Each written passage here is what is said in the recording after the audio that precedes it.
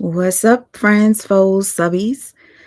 I decided to just hit the live button because any moment now we're about to have a live reaction of Isis. I don't know if you guys remember the trophy wife. She came out with a video where she stated that her husband was violating her children. The trophy wife. If there's anybody in here, just bear with me. I will be sharing my screen shortly. I am so nervous because I don't know how this is going to turn out. Okay, so about 20 minutes ago, the host of the show said that they would be live. So this is my little introduction. Uh, Usually, I like to just give a reaction whenever I'm watching something, and I don't have anybody to watch it with. So I would love to watch it with you guys. Just please let me know that you're in the chat. Hi, how are you, Lala? Lala, the business. Hey, Cindy, thank you for coming. I was worried I wasn't going to see you, Cindy. And Niqua, my sister Niqua, how are you? Didi, Fedora, Marquita. Do you guys remember the trophy wife? I'm so thankful to have you guys here to watch this with me. We're in the waiting room, guys. If you'd like to see the waiting room, we're in the waiting room. So as soon as this starts, I will be sharing the screen and we're just going to get straight into it. I will have to pause every once in a while because this is somebody else's stream. So with that being said, this is a reaction video, okay, with commentary, and this falls under the fair use. Fair use, fair use. Okay. A lot of people are in the room and they are angry. They're like, why are you guys always late? See, now let me say this. I've been trying to change. A lot of times I say, I'm going to do something. I'm going to do something. I'll be here tomorrow. I'll see you next week. I promise I'm going to do this. And I don't do it. Seeing the reaction of the people in the chat just reminds me of why we must always keep our word. We must be men and women of our word because it does make a difference. A lot of people say you guys are always late. So that speaks to me. They probably are always late. Thank you, Niqua. Fair Use Act. Hey, Huggy. You better not leave, Huggy. How are you? Hey, Miss Karan. Terry Dow, how you doing? Thank you guys for showing up. All right, so I'm going to look on my phone because you never know. The screen might show that it's not on yet, but if I check on my phone, it might show. Hold up. They are still not live. And one thing I don't understand is why they did not promote this interview. You guys, if you know, the trophy wife has been silent since her last accusation. The lighting is perfect. Thank you so much. I really appreciate it. Huggy, I got to show you what my lighting is. And I'm so sad, guys. I got to put to rest my webcam. I tried to use the webcam. The webcam is broken. So this is the camera from the laptop. It's working pretty okay. But I much rather have a webcam. Eventually, I'll just have to get another one. Thank you, Cindy. You are just so amazing. She printed the fair use disclaimer under this section 107 of the Copyright Act 1976. Allowance is made for fair use. Fair use. Okay. This is commentary. We're pausing. We're having a conversation. And this topic right here, when I tell you, it's a serious topic. So if anybody's triggered when it comes to children being violated, I suggest that you probably take a seat all the way in the back row because I don't want you guys to be triggered. So this is for fair use for purposes such as criticism, comment, news reporting, teaching, scholarship, and research. Definitely for commentary. I'm checking in. They're still not live. It's okay. They said they'd be 20 minutes late. It is only 8:23. Hey Cancer 66, thanks for showing up. Simply here. Yes, life does get busy. Okay, you have to give your personal copyright infringement video one day. Share it with me. Do you have a PO box so I can send you a webcam? You are so sweet. I don't have a PO box. I should get one, shouldn't I? But I truly appreciate that. When things get better, you guys will be able to see. I'm trying. I am trying my best. If you guys know my history, you know I will come here and disappear. I'll disappear for weeks. I won't post anything on my community board. So this is a huge change. Posting every single day since December 1st. I'm pretty impressed. I'm pretty impressed with myself. All right, so let's see. 6-hour live. She probably doesn't want to do it anymore. You guys, people are doubting. And I'm not going to lie to you. When I found out about this interview, I said to myself, what if she decides last minute she can't do this?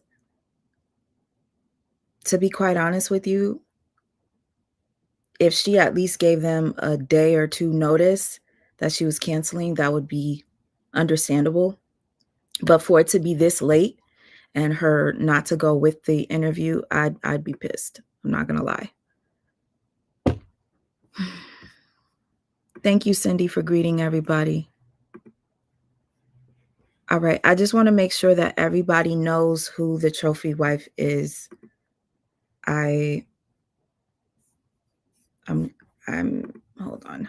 I personally don't know if I should share her YouTube video because they might just do that in the interview and that would make you have to sit through it a second time. No, I don't want to do that. So for right now, is this typical? Late start? Yeah, a lot of people are not happy right now. Some people are like, chill out. Stop being so corporate. Who's interviewing? Hey, Amber Rochelle, VA Queen. They are charging $6.99, aren't they? Wait, $6.99 for what? Oh, good. Julia's denture journey. How are you? So nice to see you. If she has a court case, it may not be smart. She does have a court case actually. So I don't know who advised her, but her doing this interview might not be a good thing. So, all right, it says upcoming. Let me check their community board. No update. It would be terrible if this didn't happen because a lot of people still believe that she is not telling the truth. So what I'm going to do is I'm going to post a poll for those of you who are familiar with this story. Maybe you can tell me whether you believe her or not. And I'm just going to keep checking to see if the live starts. If it starts, it'll pop up on my phone and I'll see it. It's just hard to keep up with different screens. So I'm going to go to my content.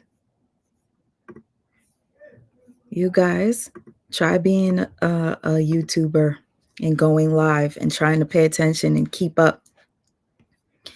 It gets confusing, especially when you're backstage. Hey, D-Ham, what a pleasure. Nice to see you, brother. DM, do you know who the trophy wife is? Miss Karan, do you know the trophy wife? It seems like you had to subscribe and then it asked for $6.99. Are you serious? No way. There's no way that they would do that. For the interview? No, it because had they did that, I think they would have said something. Hold on. There's no way they would do that. To do it behind a paywall and not say anything? All right. So there's 266 people waiting in the room. No updates yet. What's up? Blessings, initiates. What's up to you all? The show will start in a few minutes, guys. Get ready. All right. So you guys, watching an interview straightforward is pretty cool. But if you want to watch it with a friend, watch it with somebody that's going to just like, you know, pause every once in a while, which I have to for copyright purposes. Just stick here with me. I would truly appreciate reading your comments and just having somebody to watch with. Okay, so they're going to start in a few minutes. They said that like 20 minutes ago.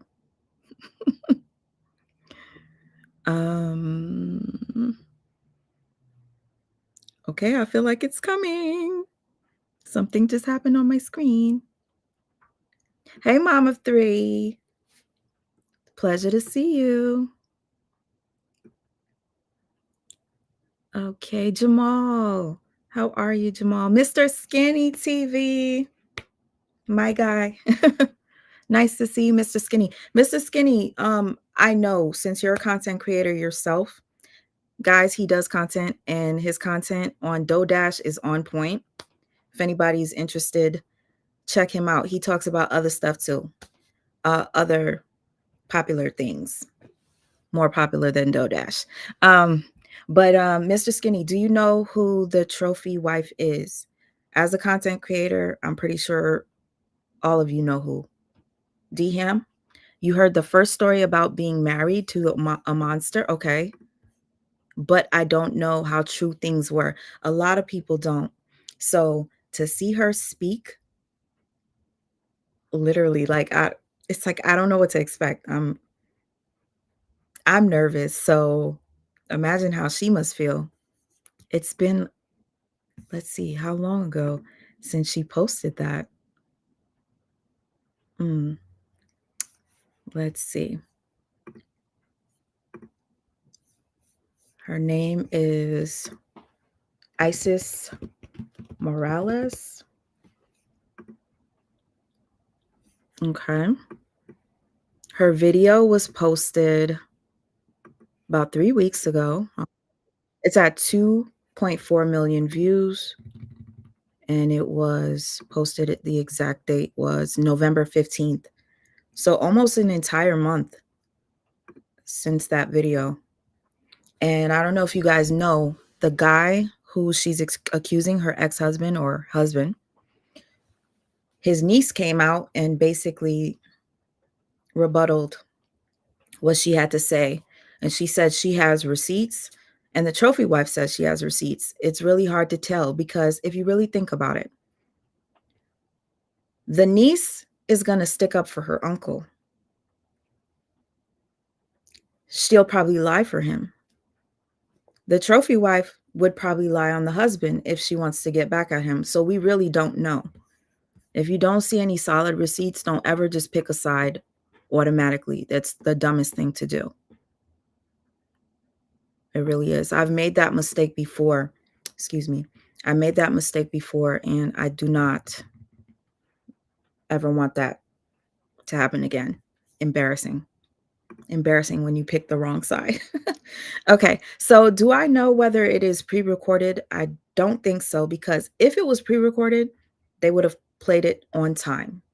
The interview was supposed to start at 8. We're now at 8:33. They said they would be 20 minutes late, so We'll see. Yes, you do. Oh, Mr. Skinny, I can't wait to hear your thoughts and opinions on this interview once it starts. Once it starts. Oh, my goodness. You know Mr. Skinny? Huggy? You know Mr. Skinny? It's a pleasure finding other people on here that are content creators. Let me tell you, there's a lot of times I can be, you know, in a live and not know somebody's a content creator. So if you are, introduce yourself. Let me know what you talk about. I have no problem with that. Hey, Serenity Speaks. How are you? Thanks for greeting everybody. Simone Whitaker, thank you for the super sticker. I really appreciate that support. And thank you, Cindy. Shorty with the hype, Shawnia. Hello. Are you here with the hype? My goodness. All right. Somebody said I cooked, ate, washed dishes, and it still hasn't started. And then, of course, there's always somebody with, that has patience. They say, y'all, just chill. They'll be on soon. There's a lot of people that are mainly complaining. And then, of course, there are people that are saying, chill out. Okay.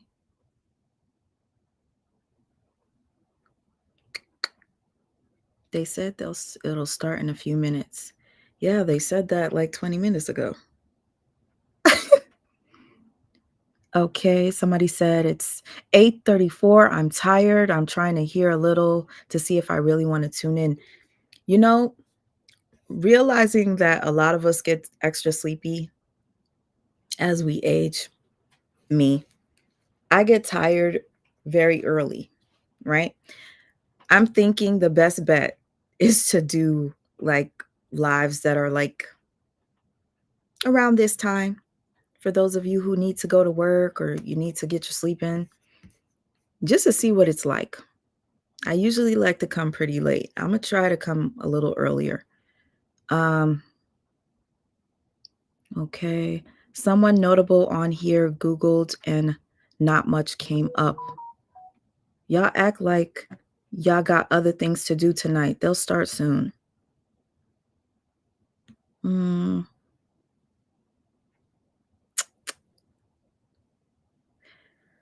Oh boy, I wish they would just type in the chat just to, reassure people, because people are like, well, can you say something? Maybe something went wrong with the equipment. I'll tell you, the last interview that I watched on their channel, they did have a little bit of issues with the equipment, but it wasn't that serious. I just feel like this woman is about to be live and she's going to pour her heart out. She's under scrutiny, and more people don't believe her. After the niece came out, more people do not believe her. And I said I was going to put up a poll. Let me do that. All right. So I'm still learning how to use some features on here, guys. All right. So the question will be, do you believe the trophy wife's allegations?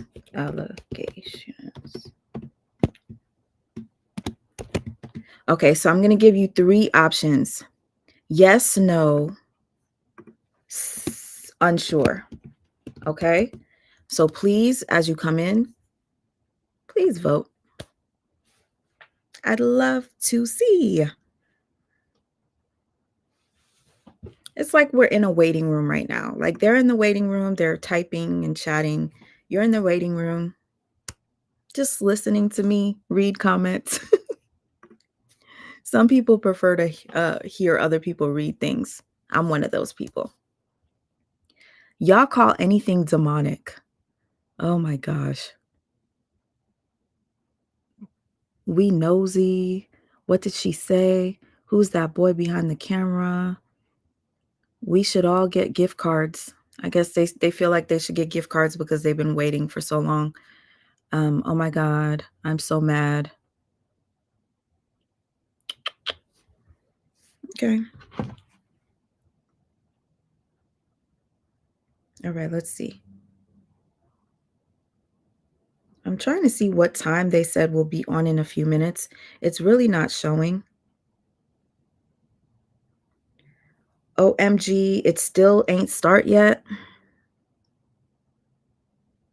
I think the show is canceled. That's what people are saying. Honestly, I don't. I just think ISIS is either nervous. They're probably having issues with the camera. Like if she's in studio for this interview, something could have went wrong, having anxiety, just pushing it back. And yeah, we're just going to have to see. I'm going to wait for you guys to vote. If you guys are just coming in, please vote. It doesn't show who votes, so don't worry. If you say that you don't believe her, nobody's going to know. Nobody's going to know. Nobody's going to know. Let's see where the votes are right now. Okay, the question is, do you believe the trophy wife's allegations? About 26 people voted. Come on, more votes, please. More votes. 27, come on. All right, so out of these three options, 64% of you are unsure, and it's a tie with the yes and no. So 63% of you don't know, actually. Yeah. Because again, like I said, just because the niece spoke out on behalf of her uncle, doesn't mean that it's true. People lie for their family. And spouses lie on their exes. No receipts? I'm not making a choice. Nope. Certain behavior could be red flaggish, like for instance, if you watch the video and you don't see tears, it seems like an act, like a lot of people felt away. Oh, she put makeup on. She strategically had the mic on. No tears, just a napkin. Like a lot of people had that to say. I read comments. I pay attention. At first, she got a lot of support, and then not long after, people just started turning on her. That's the way it goes sometimes. I'm a bit parched. The person I married was actually going to be my biggest nightmare. I was changing my 4-year-old daughter. I noticed that when I changed her, she was red and very sensitive. Immediately, my first thought was, did someone touch her? Oh God. I asked her, I said, baby, did somebody touch you? And she ended up saying it was Daddy. I felt like my world ended on that day. When I got to the hospital, they basically told me that he had actually been touching both of my daughters, who are only 2 and 4 years old.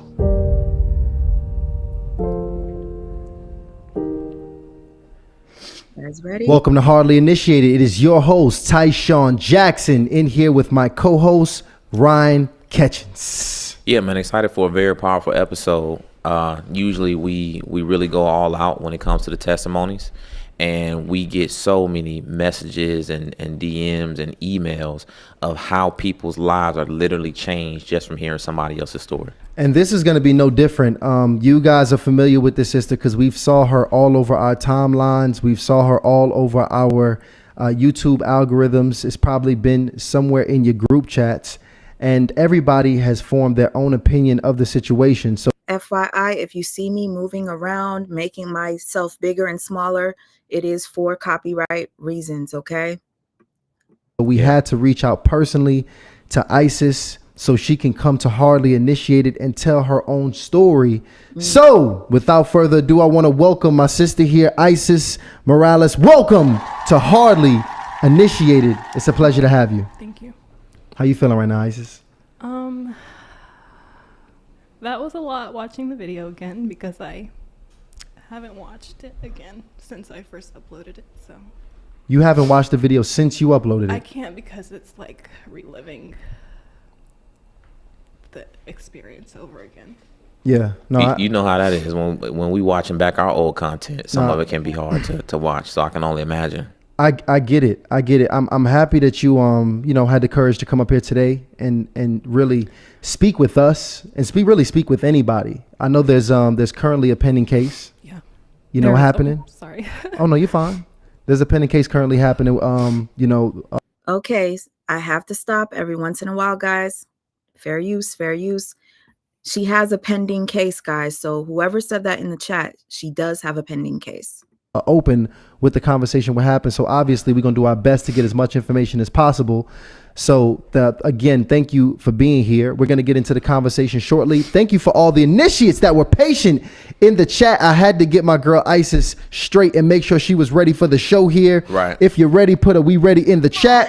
All right, because we are excited to have this conversation here tonight. All right. Yeah, highly anticipated. I told you before the show, my mom's been keeping up with the story, so she not on YouTube. She's not keeping up with stuff. So When you said that, it's just unbelievable. It's Oh, yeah. unbelievable. I didn't expect it to have this impact at all. I mean, it's I'm impacted sure. people of all shapes, sizes, generations. I'm going to put another poll in the. So if you didn't vote, vote now. I'm going to put another vote. And genders. for Over sure. probably 2.5 million views Yep. in just a few weeks. I don't think anybody would have expected, the video to have that kind of impact. But we're going to go into some of that today here, which I'm very excited about, Isis. The Yeah. first thing I want to do before is talk about our episode sponsor here, because our episode Yeah. sponsor, the Fight the Flesh bracelet. I want everybody to rock, especially if you're my initiates. Go ahead, copy a nice gold-plated Big facts. Fight the Flesh bracelet. It is going to be, look, and we give you a special discount live for 10% off. Yeah. It's going to be in the description. Another piece of your armor. Fight the flesh is the mantra, guys, and this is the thing. We need a daily reminder to continue to remind us of all the things that we are fighting daily. And I would definitely get that. Fight the flesh. Fight the flesh. You guys don't understand how powerful the flesh can be. I'm definitely interested in that.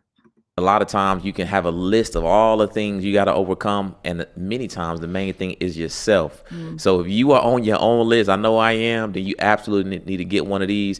And my favorite thing is when we run into people that's wearing them and rocking them religiously. I just love that. No, absolutely. I Absolutely. need one for my son. I need one for my sons. You know what? We're gonna send the whole We- fam we one. gonna We'll send the send- whole fam one. We, We can do we that. sending the Fight the Flesh bracelets A care over package. to you, Isis. So we Yeah. got you. And guys, for those of you who want to get active in the show, super chats is how you do so. Any super chat over 20, we'll read it on the show. I ask that you guys be respectful. This is a very different kind of episode here, and we're gonna make it through. We even have a surprise. Honestly, I don't know how she's doing it, girl. I would need some support with me. I think my sister Dr. Spirit is going to get on a little bit later. Yep. All right, we started late, so hopefully she still can come on here. But we're going to also have that addition to the show, and we'll open up the hotlines as well. But without further ado, over to you, Isis. But before we get into the story that most people are familiar with, I think it's very important to start from the beginning. Because you have a story that most of us don't know of. Obviously, we saw you on YouTube. You had a YouTube channel where you was coaching young women to help them in their relationship so they can attract a very specific kind of man. But prior to that, there's a whole story we don't know. So if you can take us back to growing up, right? Growing up at home, what did your home look like in your early childhood growing up? Due to the dynamics of surrounding my birth, which I already talked about, I grew up with a single mom, and my mom did everything possible to provide for Are you guys voting? Please vote, because I'm going to put another question. me and my little sister. And I think the hard part about being a single mom is that when you're trying to do everything Sometimes it's hard to show up for your children. And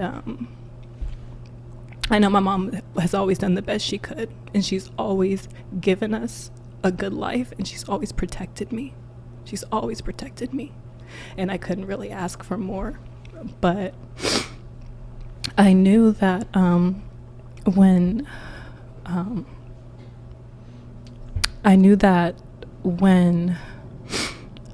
I had a family, or when I wanted to have a family, that I wanted to be able to be there for my children, whether that looked like working from home or being married.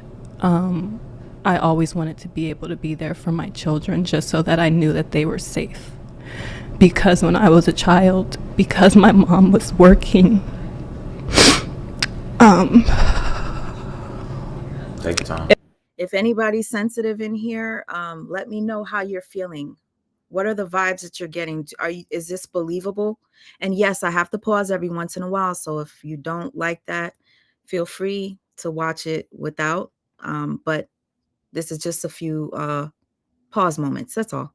it left the door open. A neighbor's wife was supposed to be watching me after school, and her husband was taking advantage. And I was only 8 years old at this time. Wow. And I didn't tell my mother for a while because it was just confusing, and I was scared, and I thought I would get in trouble. Oh my goodness. Take your time. So just to summarize that, I want to make sure I understand.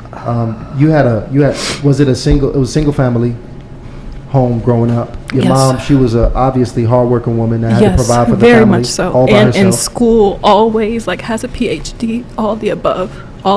My mom has really strived. Every woman in my family, even my grandmother, it started with her. I mean, she owns a business, a very successful woman. There's multiple entrepreneurs in my family, so we've always just been, just go get it, make it happen. And I've always been that way. Before meeting my husband, I always worked, provided for my children. I never got child support for my 2 boys. I took care of them.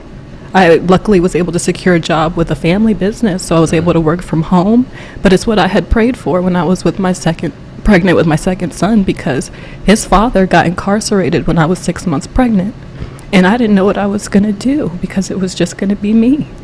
And he didn't get out until my son was about 9 months old. But I had to figure it out. And thank you to my aunt and uncle for giving me that opportunity to be able to be home with my children and provide for them. And we had a nice apartment, and, we had all the good things. I had my own car. I had all my own stuff. But I remember it was one Christmas when it was just us, and I said, you know what? I would like to be married. And I had never said that before. I never wanted to be married, just because, I haven't really seen a lot of successful marriages in my life.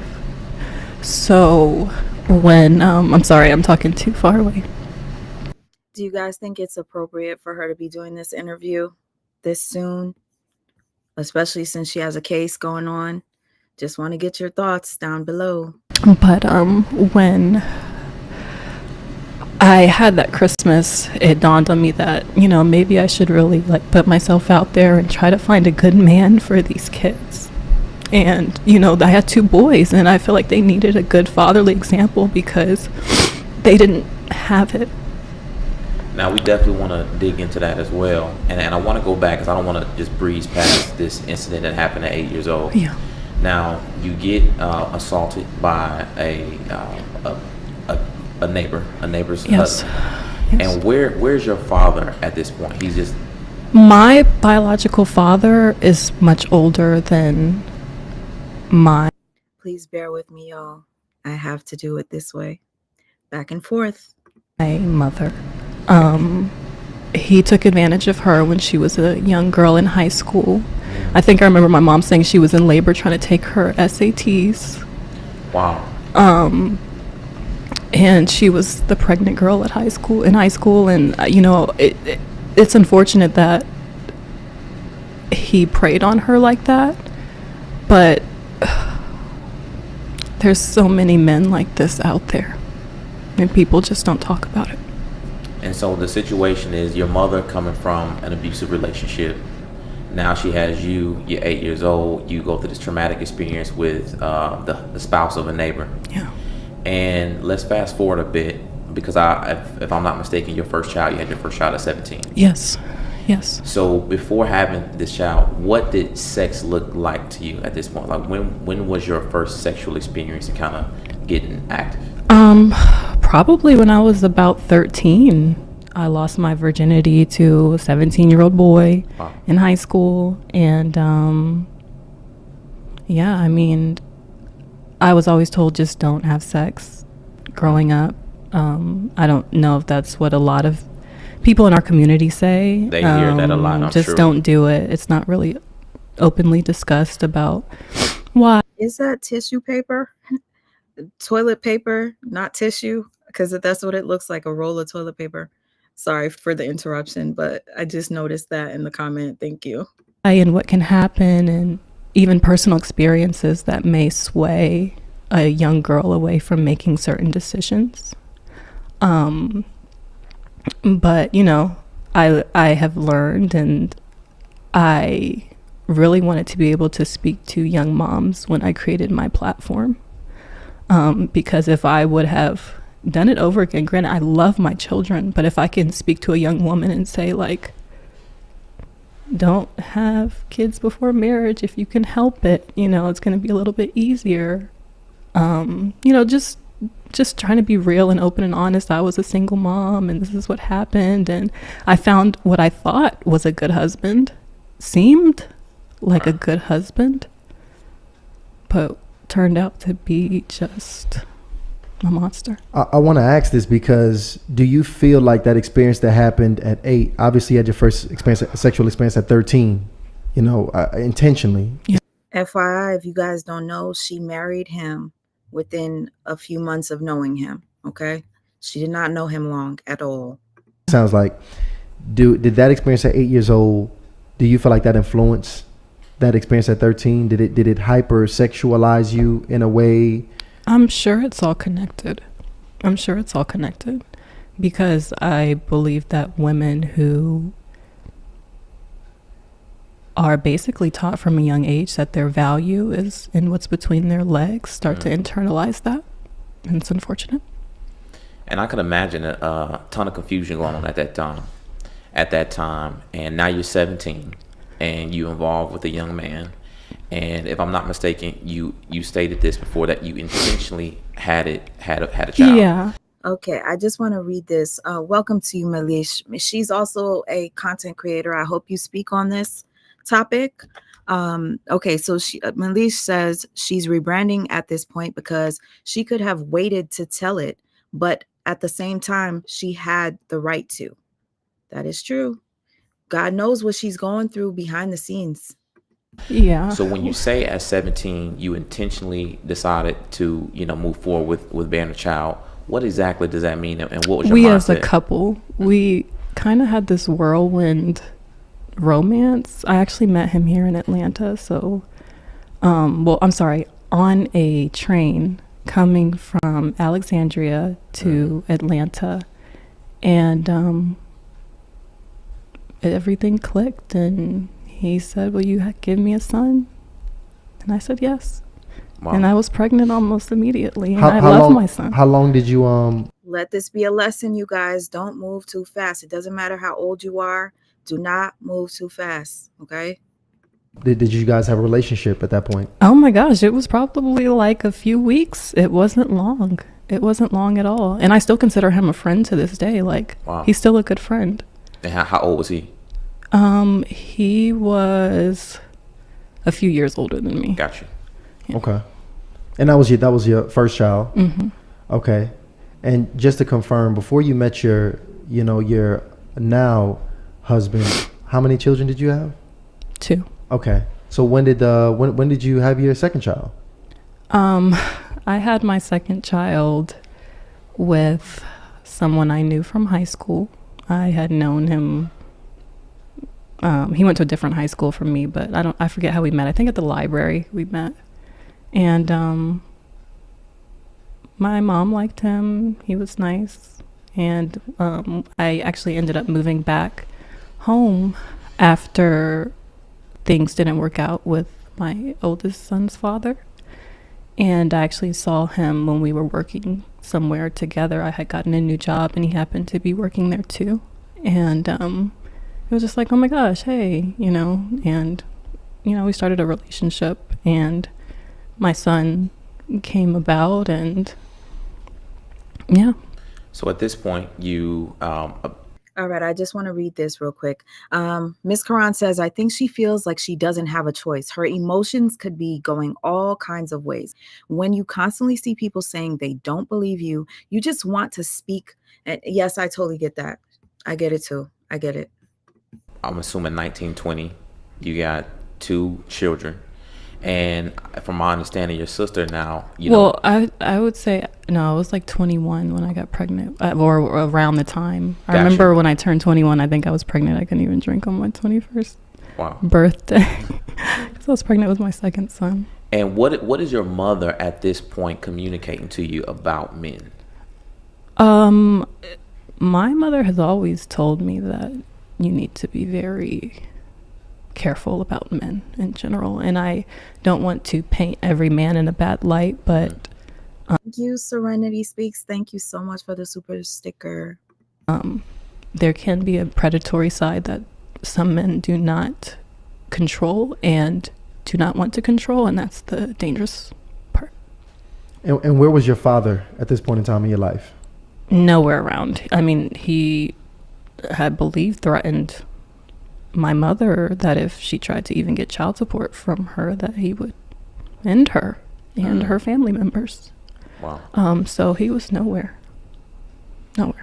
If you haven't voted, please vote, guys, and hit the like button. Okay, so you now at the point, you got 2 young boys, and are you at this point, after your second pregnancy, are you considering dating? Are you having conversations? Kind of what direction you want to take your life? What's happening?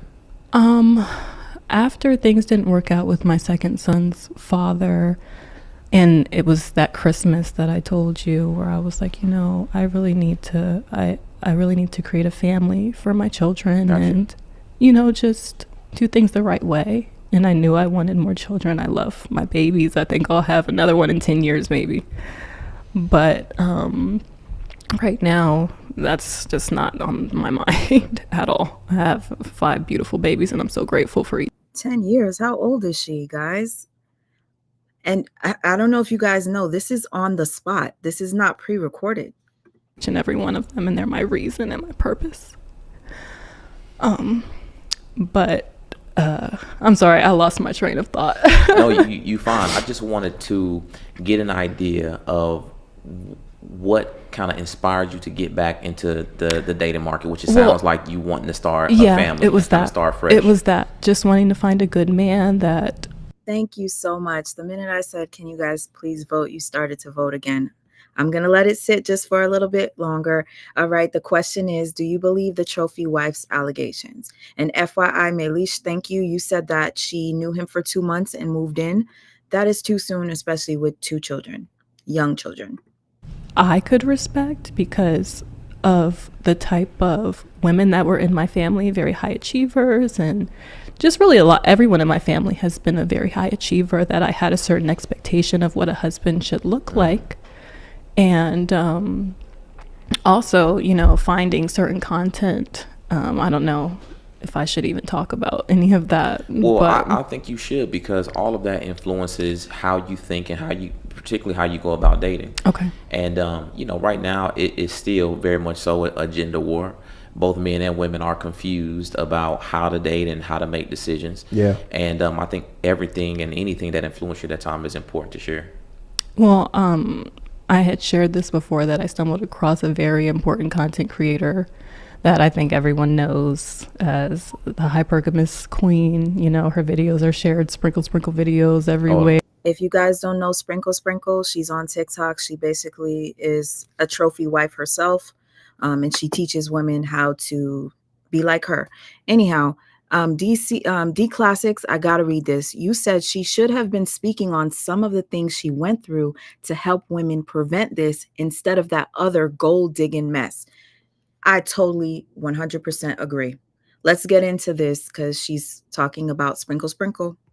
Where I just learned about the sprinkle. I didn't know about. I just learned so about. I knew. a lot of people are new to this, but I was true to it because I was following before there was 100,000 subscribers, like me and my sisters, and That's Shira 7. Correct? Shira 7, yes. And I recently checked out her page, thousands and thousands of views, and For she's sure. been doing it for a very long time. For sure. Yes. So I was telling every woman that I met in person, like, there's a content creator that makes really good content just about, really, it seemed like how women could take their power back is how it felt. That's how it felt at the time. Yeah. So that when you went from a place of not wanting marriage at all, and then you started to want marriage. Was she a part of the reason? I believe that, you know what? Probably. And I hate to say that, but probably it just seemed more secure for a family. It just seemed right. It just seemed more. She also followed Kevin Samuels. Wow, Melisha, I had no idea. Kevin Samuels, wow. I wouldn't say I'd follow him. I used to watch his content, but more stable, like we would be on a solid foundation. And I prayed to God about it because, you can subscribe to certain things that people talk about, but you don't have to subscribe to everything Right. that they talk about. And I've always had a relationship with God, and Jesus is the one true Lord. And I prayed about it and asked God to send me the right man. It wasn't just about what he had. It was never about what he had. Because if it was about that, I had a lot of other options with more. And it was really about how he treated my children. Because he seemed to love my boys. And he said, oh, those are my boys. You remind me of my mom. this is hard. It looks like she really is getting choked up. I mean, it's hard. She was a single mom with 2 boys. And I would just love to help you and be there for you. FYI, if you guys can't see because you're looking on your phone, tears are flowing. She is crying, okay? And be the man you guys need. Oh my gosh. So you know what? I want to, before we actually get deep into, this situation that took place with your husband, I think it's important to, talk about the impact. I'm actually happy you shared that because, we had that we had a debate just the other night where that was a part of the conversation because who you watch and learn from, that's discipleship. That's mentorship. Oh my goodness. That's who you are, in submission to. Yes. Under their leadership. You know what? That's so true. The thing about it is now when you're discipling under somebody to make the most important decision in your life, this is how I choose my partner. That's the big. Okay, perfect timing. DM says you have to protect the children and know who you are having kids with. Period. Decision we make. They have a lot of influence on our future and the future of our children. What do you think was the biggest takeaway from that content creator in particular that impacted you? What was the biggest takeaway, or what empowered you from her in particular, that made you feel that safety and security? Like, what was it, a particular lesson or principle that was given to you? I think that Real quick, for anybody that's just coming in and you don't know who this is the Trophy Wife. She had a YouTube channel basically teaching women how to be trophy wives, how to find the perfect man that's going to like spoil you rotten. You don't have to work. You barely have to do anything. Just look good, right? So anyway, this woman is now accusing her husband of violating her 2 children that she had with him. His own biological children. She says that he violated them in the worst way. If you guys know what that means, they were taken to the hospital and she says it was confirmed. All right. I'll get back into it. a lot of times, like I stated before, that women are taught that their value is in what's between their legs. And she was the first person that said that it was true. And you don't have to give it away to just anybody. A man should be worth your time. He should be, taking you out. He should be investing in you. He should be making your life easier if he cares about you. And that's what I took away from it. I think that makes sense. I want to ask you this because, right now, hindsight, with where you are today, do you feel like that was the healthiest content to digest, or do you have any regrets in really watching that content to help guide your decision making? So funny thing about me is I don't have regrets. I believe that God is working in perfect order, in perfect timing, and there's nothing that happens that he has not approved or seen. And unfortunately, our family, not just our family, but our family in public have, especially my daughters, have had to be sacrificial lambs in the result of what has happened. And I would never make the children sacrificial lambs for social media purposes. Never. But again, she was at her, I don't know, wit's end. I don't know what happened, whether it was that she needed the money and she decided to do that video, because she did come out with a GoFundMe after asking for help to restart, because she no longer, is with her husband. He was the breadwinner. You understand? So to use the children as sacrificial lambs could have been for financial reasons because she needed the money. I don't know, guys. What do you think? I will come up with another poll, guys. Thank you for voting for the first one. I'm about to end it now. And thank you for confirming Sprinkle Sprinkle is only on YouTube. I see clips on TikTok. That's why. Sorry. Yeah. So now let's talk to me about meeting your husband now, because I can imagine after you watch this content, it's probably preparing you for the suitors that come into your life, how to vet them, how to manage them. Was he one of the early suitors? Yes. Was he the first one, or were there a few guys before him? He was one of the first few, and he pursued me heavily, which I liked. I think that women like a man that pursues and says that, I want you. And you initially met him online? Yes, online. I'm sorry. Okay. We met online. I don't want to throw the website out there, but if people have been watching, then they know. I don't want to make the website a bad place. That's not what it's about. But we did meet online. Yes. I get it. And you meet online. You set up a date. Yeah. Okay. And first date goes well. The first date went amazing. He felt like my husband. What about the experience with him made you feel so comfortable? I don't know. I don't know what it was. I just felt safe. I felt like he was my husband. I can't describe it. And he, even on our first date, he said, "So what do you think about if we got married in 2 months?" And I said, "I don't know, maybe."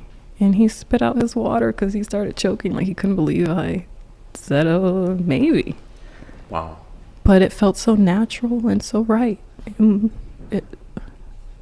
Yeah. How old were you at this time, by the way? I was 23 or 24 or something like that. And what was his age? 45, 43, 45, something like that. I don't know. Okay. So he's around 20 or so years older. Yes, he's 20 years older.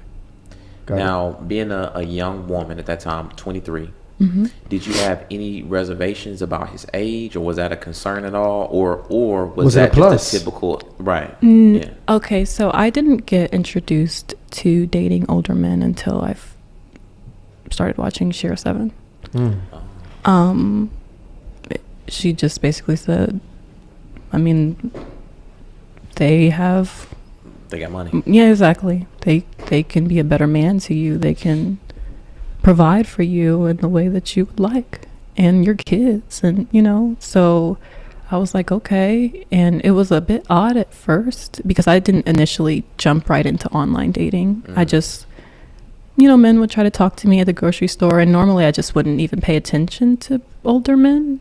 But I just started to be a little bit more approachable, I guess, to men of an older age. And I ended up meeting the first older man that I dated. And it was a little bit odd at first because I just wasn't used to dating an older man. But because he treated me well, it became easy. You feel like a princess, I'm curious to, you said I started doing things to make myself more approachable to older men. Things like what? What makes you more approachable to an older guy? Just like smile more, or, you can make a little more eye contact, where normally if you don't go for a certain type, you're probably not even going to turn your head. You know what I'm saying? Right. You're not even going to look in their face. But, I was like, let me keep my options open. I always was attracted to men of color, so all right, guys, I just threw in another poll. If you guys can, please vote. The question is, do you think that this interview is appropriate? Okay, FYI, there is an open case, okay? There is an open case. Just putting it out there. For any of you that are into law, you tell me. Can she get in trouble for doing this? Typically stay in that range, but I was like, let me see about dating someone a little bit older. And after I did, I was like, oh, I can do this. It's not too bad. That's very, very honest of you, and that makes a lot of sense. And I want to ask, the online aspect of it, was that also part of the strategy, so to speak, to be able to identify men that might be a little bit older? It wasn't at first. Okay. Actually, one of my older sisters said, why don't you just try online dating?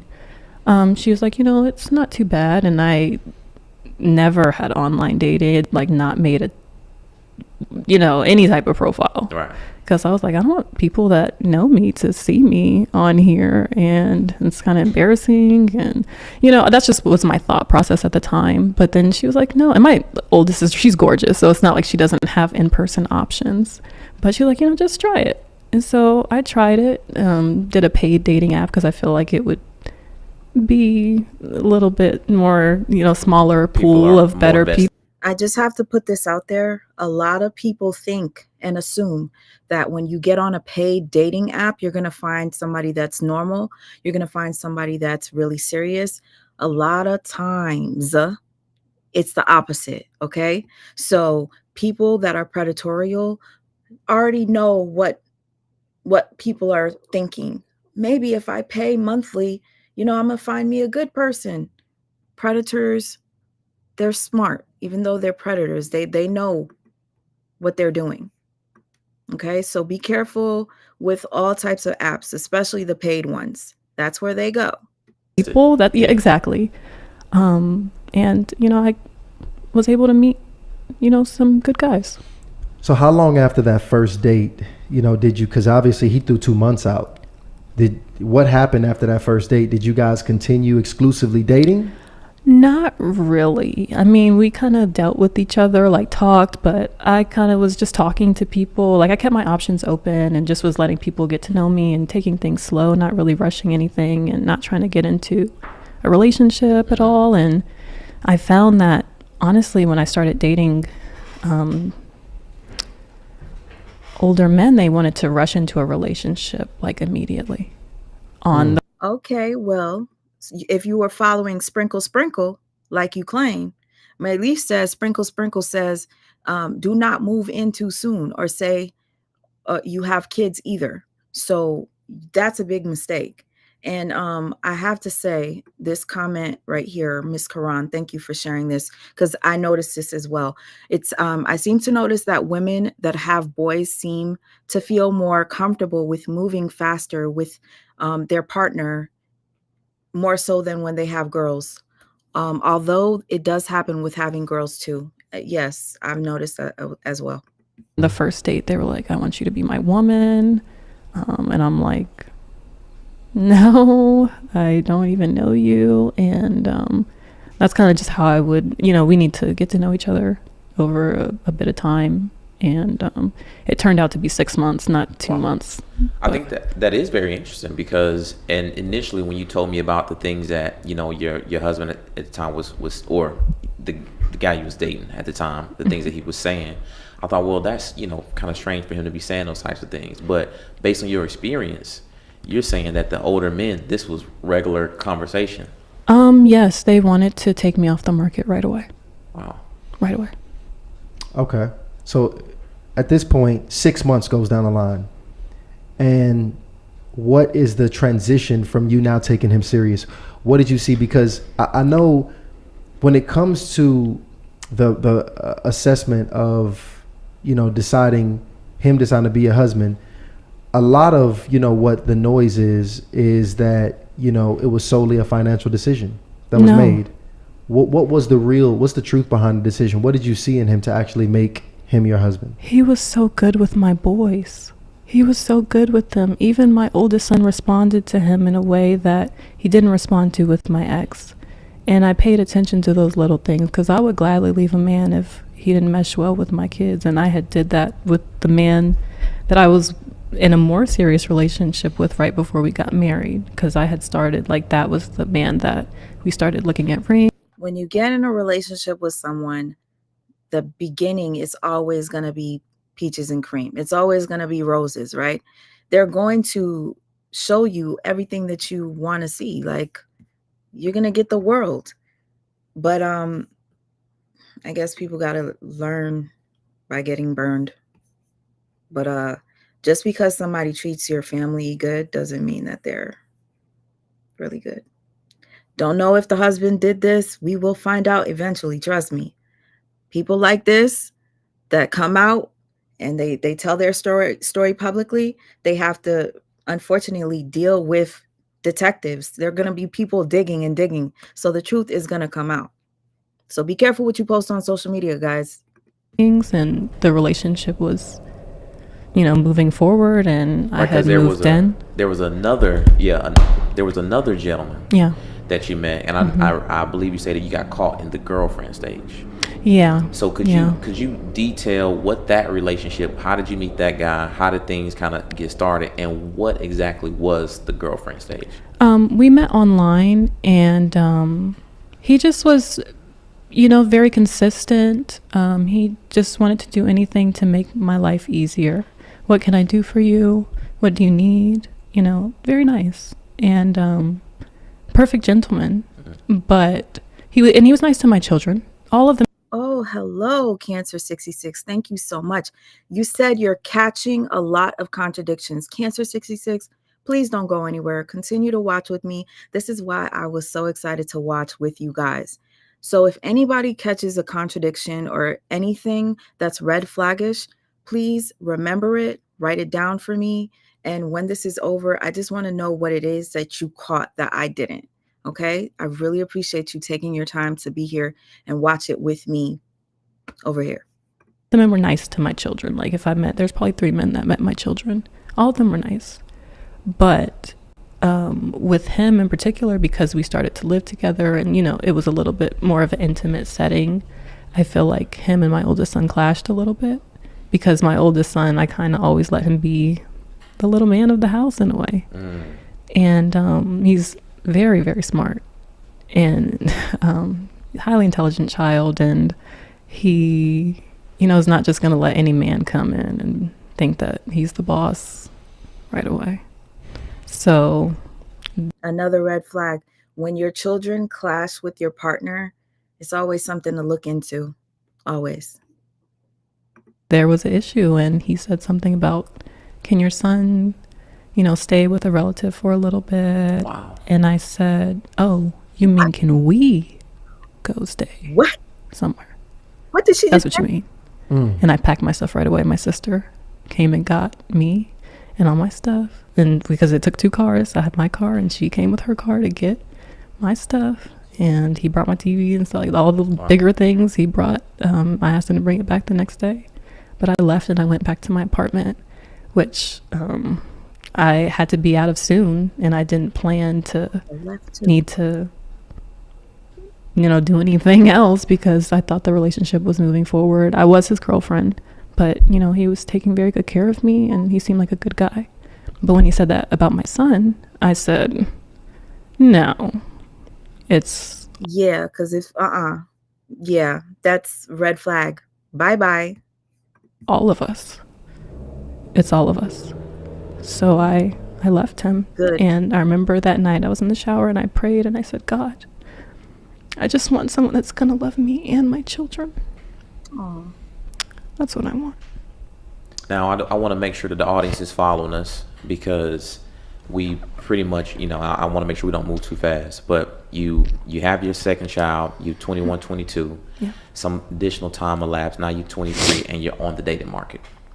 Doing a bit of online dating when you initially meet your current husband, Yes. but things progress a bit, but not too much to where you still keep your options open. The other guy was just more consistent. He was always there. He was always, what do you need? So he just was prioritized.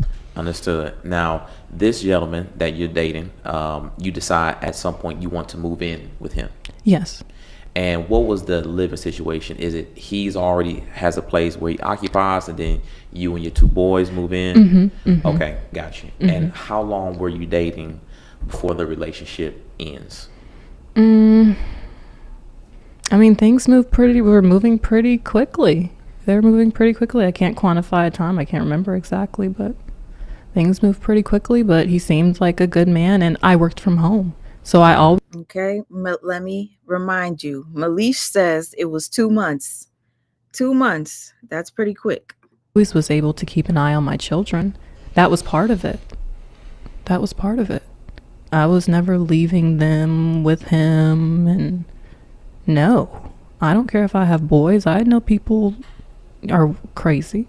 That makes sense. And in hindsight, with you and the boys moving in with this gentleman, is that something that you think the typical single mother just has to kind of, be concerned with in terms of moving their children in with, somebody that they're getting to know? Does marriage and commitment, or what level of commitment should be taking place before a woman does something like that?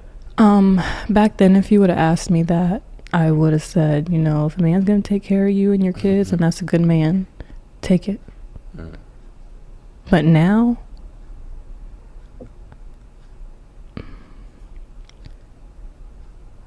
it's hard to even have the words. You have to be so careful. So careful. Because men are not just doing this to stepchildren, they're doing this to their own children too. And that's Sorry, guys. something that's just very scary and incomprehensible, to be honest. I understand. So now, Ooh, let me just read this. If he has a good lawyer, I feel like this interview and her other videos could work against her in court. Information could get thrown out. Anybody that has any education on law, I would love for your input on this as well. And I agree with you. Thank you for that comment. this situation that happens, because now you're back in your apartment, you didn't expect to be here. Yeah. And it sounds like now we got some financial issues taking place. Yeah. And so what's the solution at this point? It was crazy because when I prayed that night, he called me the next morning, and it was random. Like, I hadn't talked to him in a few weeks, and he would check in every time, but he just wasn't a priority. But he said, "Hey, how you doing?" And I said, just getting out of a relationship, and it didn't work out. Him and my oldest son didn't mesh well. And he said, "Well, I love your boys. They're good boys. I mean, they're..." And the way my sons responded to him when the 2 times that they had met him was very good. Was very good. And he seemed like a good guy. I mean, his parents own their own church. And Okay, real quick pause. Way too real. A lot of people have talked about me. Me and Olivia clash. I don't know. It's been a couple of years. Are you talking about Tommy Sotomayor? If so, yes. I don't know what's being said. Is there something being said about me now? If so, just let me know. Way Too Real. I would truly appreciate it. Thank you so much. And he seemed to have all the values and all the right things and said all the right things. And I was like, this is the only man that I feel like I've really been able to connect with God with. And that was something that was really powerful to me, because I feel like that was missing in, any other relationships that I entertained. Is I didn't feel like we had a strong faith bond. And when you meet certain people and you just know that you can just talk about the Lord, it's okay just to talk about the Lord and how good God is, and just, For anybody that prays for anything, just know when you pray, there's a devil out there that can hear you. That's if you believe. If you're a believer, I am. But the devil hears your prayers as well. So be careful how you pray. Be very strategic. Trust me. I will get into that another day. And I had that with him. And that was definitely a part of the choosing. I prayed and I said, God, please give me a sign if this is right. And I feel like God gave me all the green lights. I feel like he did. And I still feel like he did. And I just didn't know that God wanted to use us. But that's just what ended up happening. Do you feel like what he told you? Speaking of God, real quick, Hassan, thank you so much for your comment. You say, why is she using God so much in this? I just actually realized that. So had you not made that comment, I wouldn't have. Hopefully it's not what I think, but sometimes people do use his name for certain reasons, and put two and two together, you'll figure it out. But if we were able to look at her old videos, which she has since taken down, I would be able to look at those and see whether she mentions God as much, but we're not going to be able to see that. Or that love that he said he had. Do you feel like that was genuine love, or was that predatory? I'm unsure, because he didn't touch my boys. He did not. He did not. They've been interviewed. I asked them as soon as my daughter told me, and I always asked them, even before my daughter said that, because he's not their father. And I'll never trust a man 100% with my kids. I was always looking at him, even him changing our daughter's diapers. He would even say, oh, I don't feel comfortable changing them because they're girls. Why don't you change them? Played the role so perfectly. He knew everything to say. But I almost wonder, did he want children? Because he really wanted children. That was a condition of our marriage. It was a condition. What do you mean a condition? That's something like he wrote it down, or No, that's what he said. He said, when we started talking about the marriage, and he said, I just really want to have kids. I haven't had any kids yet, and he's an older man. And I thought it was odd that he hadn't had any kids yet. Oh boy. See, thank you for that, Hassan. She says, just a reminder, she started talking to the man with money when she was about to get put out. Fight or flight? Sounds like that. No bueno. But he said, God just hasn't blessed me with kids yet, and I really, want to have kids of my own. And I said, I'm willing to do that. I mean, if you're my husband, okay. And I wonder, did he have intentions? Because someone close to me said that sometimes predators like to grow their own prey. And that's a really sad thing. I have a feeling this interview is going to backfire really bad. If her husband is watching this right now, Lord knows what's going to happen. God forbid anything, but if I'm being accused of something like this, or any of you, I'm pretty sure you would fight back. So. But there's stories of it. Now, I want to go back just a bit, because you have just moved out with your two sons back into your apartment. and now you're entertaining conversation, potentially dating again with your husband.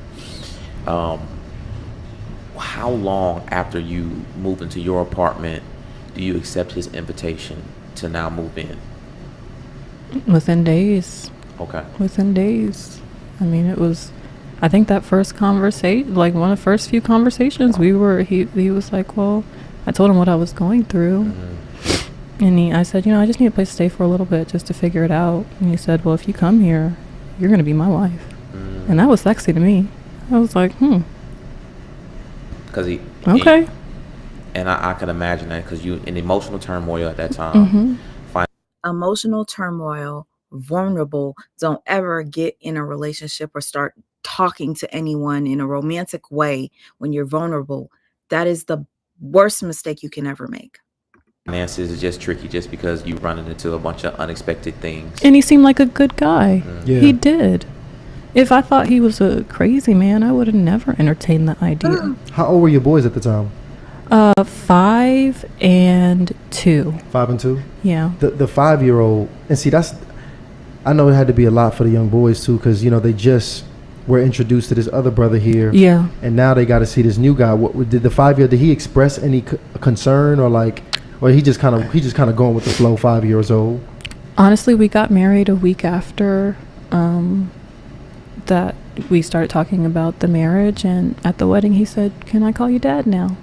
Wow. And he said, "Oh my gosh, yes, that means so much to me." And was his own father in his life? Not like that. Not really. No. Oh boy, poor kids. So thank you, D Classics. You say no, she did not talk about God at all. That to me is a red flag. When you start bringing up God after the fact, but hey, sometimes that's what it takes. Takes for you to go through something traumatic to make you realize the importance of God. So I can't put that past that either. I can't put that past her. But is this for show? I'm about to put another poll, but I'm going to check with the poll right now before I press play again. So the question was, do you think this interview is appropriate? FYI, there is an open case. You guys voted. 9% say yes, this is appropriate. 46 say no. 20% says she has the right to speak up, and 25% says not sure how I feel. I'm part of the 25%. I'm not sure how I feel. I like that. I get it. So he was excited to actually have somebody A who can family. call Dad and a family. I thought it was one of the happiest days of our lives. Wow. In that span, from the time you moved in to the time you guys got married, how long was that? From the time we got married and moved in? Well, from the time you moved into his place. I to the didn't time live with him before we got married. Oh, wow. So No. better question. From the time from that phone call you guys had to marriage, how long was that? 1 week. It was a week. Okay. It was a week, and I didn't live there until the day after. I remember moving my stuff in the day before we were getting married, and I didn't sleep there. I went to the hotel that he booked for me and my sisters, a very nice suite. We had a beautiful wedding reception. I mean, he threw it together so quick. He was just like, here, just do what you want to do. And it was beautiful. It was beautiful. Do you feel like if you had enough money in your bank account to comfortably pay rent and other things, would you have made that decision? Probably, yes. Okay. Probably, yes. Because I know sometimes, when money's tight, that has a lot. Finances just have a lot to do with our decisions. But I was making good money. And that's why I said I only needed like a little bit of time to stay. Even if I was to stay with a family member, I mean, it just would have. If she was making good money, why not go stay with the kids at a hotel? Why a complete stranger? Yes, complete stranger. You just met him through a dating app. Stay at a hotel. Stay with family. Been a little bit because I was making good money working for my family. Got it. So I knew I would have been able to find something. I just hadn't had to plan to move so quickly. Yeah. And I moved my stuff in, went to the hotel, and the day after we got married, we went home. Wow. Started our lives. And at that point, when you agreed to the marriage, if you could, give it on a scale to 1 to 10, how eager and excited were you to get married, or and not to just get married to this particular gentleman, but just get married in general? I was over the moon. I thought it was my fairy tale. It seemed almost too good to be true. I just kept praising God, how good God was, that this happened for me and my children, and we were finally a To be honest with you, it seemed, and I'm not trying to sound mean, it seemed like she praised Shira 7, sprinkle, sprinkle. family, I thought. And at this time, when you decide to make the decision and you go about, informing your family, how did they receive that information? They were shocked. I actually made my husband come ask my ex. I made him come ask my mother for my hand. Wow. That was a requirement for me to marry him to me. And he did so, and he was very respectful and just said, I'll take wonderful care of your daughter. She'll never have to worry. And her sons, they're mine now. And he said all the right things. And my family was there when we got married. I mean, I think they were like a little hesitant because of how quickly. But he seemed like he really loved me and my sons. Was that the first time that you've ever had a man to not only profess his love for you, but to also profess his love for your two boys at that time? I would say that men always would try to be nice and, just because, but I felt like they wanted me. I'm going to be nice because I want her, not because it was genuine. I could tell he really wanted to be a dad. Wow. He really wanted to be a dad, and it just showed. And everyone was so excited.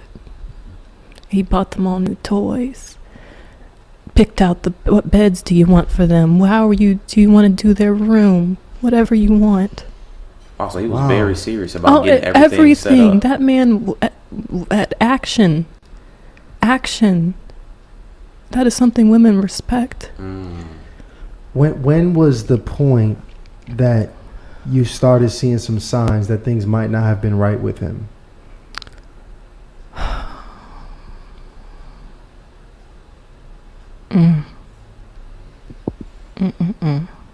Honestly, early on. Not even a month, some girl, his ex, was showing up at the doorstep. And she was like, well, he was supposed to be with me because we got married so fast. So, wow. I guess she was maybe hanging around, or I don't know. And she looked very, very, very young. But she was of legal age. I think she was 21, a few years younger than me. But she looked like a child. Wow. So that was pretty much his type for the most part. I told him, how can you be attracted to her? Because she doesn't have a body or anything. She looks... No freaking way. Listen, if she's talking about her husband, because my brain tuned out for a second, she said that, no. I know. Can somebody type in the chat? Did she say that a woman that her man was with previously looked, underdeveloped and young? Because that is a huge red flag. I would never want to be with somebody, me personally, that is attracted to people that look premature. Like, no. So young. And he was just like, he wouldn't really say much. But I'm like, well, I guess she is an adult. It's not illegal. I guess it's not weird. But to me, it's odd. Well, she told me how old she was. She just came. We talked for a little bit, and it was, I mean, she shows up at the house. He wasn't there. She was sitting on the step when I pulled up at home. That was the first red flag. Okay. And then did it get progressively worse, or did it get better after that? He was very controlling very early on. I remember actually the day we got married, I started seeing how insecure he was. He always thought I was looking at other men, like just imagining it, it seemed. Or maybe not even imagining it, maybe just trying to scare me into not ever thinking about doing it. I don't know. And this is a man who has already expressed that he wants to grow a family. He wants to have children outside of the 2 young boys you already have. Yes. How would you describe your sexual relationship? With him? Correct. Vanilla, normal, seemed like a normal guy. He wasn't. So nothing. No, he just, like, I never would think that this man would do this stuff. He hid it so well. Even, you know, if I saw him watching adult videos, it was grown women that looked like me. I'm like, okay, well, I guess you're thinking about me. That's okay. Nothing like that. How do you feel? Not at all. He already knows I don't play that because he knew, you know. And was there any level of aggression or anything that ever became violent towards yourself? Like, did he? I'm paying attention to her facial expressions, guys. So if you see me zooming in, it does really make a difference. People don't realize their facial expressions sometimes tell a story, sometimes tells the truth. That's why they have people that do that for a living. Body language people. Did he ever have any of that energy towards you? He never put his hands on me like that. No. Okay. He never put his hands on me. He was not physically abusive to me, but he was sexually abusive. I guess that is physically abusive. Okay. But when he first, what people have to understand is marital, I don't even know how to say it. Marital R word is never talked about. And it's a real thing. And I think I read it didn't even become illegal until 1970 something. So you have to think he may have grown up. This is a normal part of life. You own your wife. And he would use scripture to manipulate me. You know, your body is not your own. It belongs to your husband. Wow. And, you know, that type of stuff too. And he would gaslight me. And I would be crying. Like, first it starts off, you think, oh, you know, he's just trying to have sex and I just don't want to. And it's like, you know, I'm telling him no. And, you know, you think he's playing at first. And it's like, no, I'm serious. And then it gets to the point where you're like, he's not stopping. And I'm like fighting him and crying like, no. And it happened 4 times. But I remember the last time something in me said, don't fight and don't cry. Just lay there. He couldn't even finish. He just got off of me and just said, we're getting a divorce. And I realized that he was just attracted to the sadistic part of it. Hold on, wait. So you used to fight him? Ooh, child, let me tell you, that GoFundMe, she's going to need that money for an attorney because it's getting real. And cry. And you felt like that was what turned him on? Because it was for sure. Because the last time it happened, when I just laid there, like I just had to be very quiet, like I just knew just to lay there like a dead fish basically. And he just couldn't even finish. Did you ever think to, you know, file a criminal report when that was happening, or did you just not want to do that because that was your husband? It didn't even, it's hard. There was so much gaslighting. He'd finish and then be like, babe, why are you crying? I thought you wanted it. I know a lot of people are probably sick and tired of hearing the word gaslight, narcissist, and all that. I am. I'm tired of it. But it is something that happens so often that people didn't know what to call it. Now that they know what it is, you're going to hear it a lot. It is annoying, but gaslighting is beyond real. And whenever I get a chance, I'm going to put a compilation and I'm going to see if I could test you guys with little scenarios that could be gaslighting and not. And you guys tell me what you think, because I want to see. A lot of people think they know what it is and they don't. and hold you and rub you and I love you so much. The next day you and the kids are, everybody's getting new clothes, and and you're thinking, oh, my husband is a good guy, he's not, and I am his wife. I mean, my body does belong to him, and it says in the Bible, so what am I complaining about? But the last time, he never did it again, because he knew that I knew that what it was about. So Do you think it took her about a month to come up with what she was going to say? Because it is believable to anybody that has been with a predator, with somebody that is, like that. For instance, the way she described that he got turned off because she wasn't screaming or fighting, that happens to a lot of people.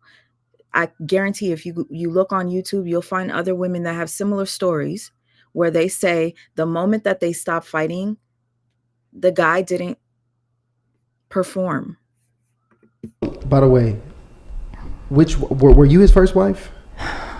I didn't even realize how many times that man had been married before I married him. I'm his fourth wife. Wow. Did you know that before marriage? No, his mom slipped up and told me. So she knew she wasn't supposed to tell you that. I don't know. He had told me he was married 2 other times, but he said that the women cheated on him, and She better try to contact the other wives. That is her best bet, because he is going to retaliate, and she is going to use up all of that GoFundMe money for an attorney, because this is not a good look for him at all. whatever. Did you find that out to be true? Did you ever speak to his ex-wives? I spoke to one ex-wife, but she was so reluctant to even talk to me. I don't even know what he put her through, because she was just like, when you called me, it took me back to a bad place. And I was like, oh, she was just didn't share much.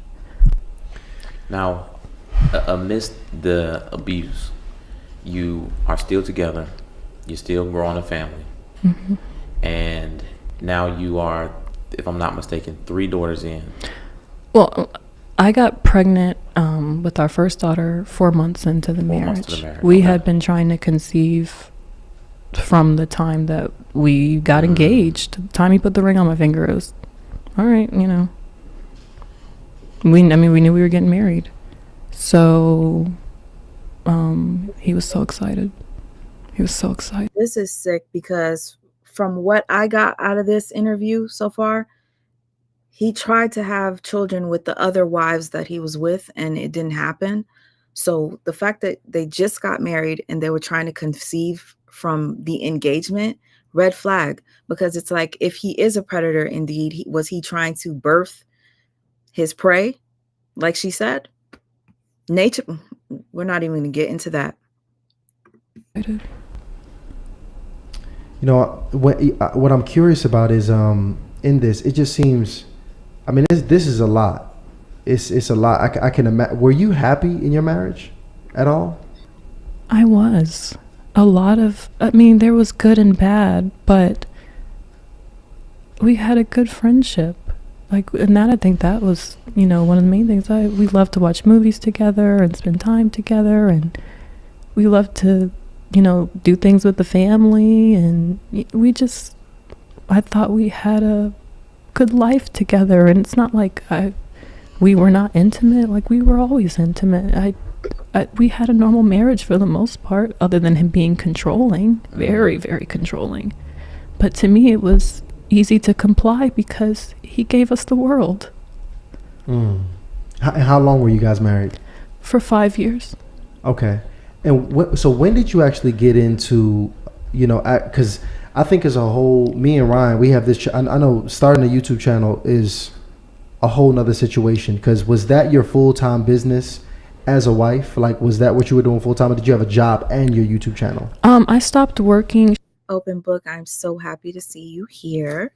I'm so thankful for your you pointing that out. Like, I'm not trying to sound mean, but some of her facial expressions are giving like it's an act, but you never know. for you, Open Book, to say that, it just made me say, oh my gosh, if you see it, I'm going to read this comment, because coming from you, because I know you give people the benefit of the doubt. So let's keep watching. We'll see what'll happen. Shortly after we got married. Okay, so you a housewife at this point. Yeah, he paid all the bills. If I made any money from YouTube, it was all yours. I could get things for the kids, that's a lot of stuff I like to buy. But yeah, and he provided everything else. I mean, he didn't ask me for anything, and he was an amazing provider. Anything I wanted, he gave me. I want to address this too, because I think it's important, because you've touched the lives of a lot of ladies. And I'm just curious to know, because again, coming today who you are, even me and myself and Ryan, when life puts you through things, who you are now, 6 months ago, a year ago, 3 years ago, it changes. Yeah. Would you say that with your now today mind and who you've grown into and become and how you've seen life play out, is the advice that you gave to women, would you say that was still sound for the most advice that you will stand on to this day? Or do you think there's some things that you will go? Absolutely not. Absolutely not. If you have kids, I honestly think that it's more safe to just try to have a relationship completely outside of your kids, if you can. That might look like you guys living in two different places, but and this is maybe just be my trauma speaking. Well, were you saying that if you're married to someone and you already have kids, you're saying that women should probably keep their kids 100%? I'm saying more so if they're dating. When it gets into marriage, that's different. But like dating and living with men and doing that, like you should just not. And I was lucky that I worked from home, but can you imagine, if I, there's probably so many men just like, wait till she goes to work. And it's just sad. Man.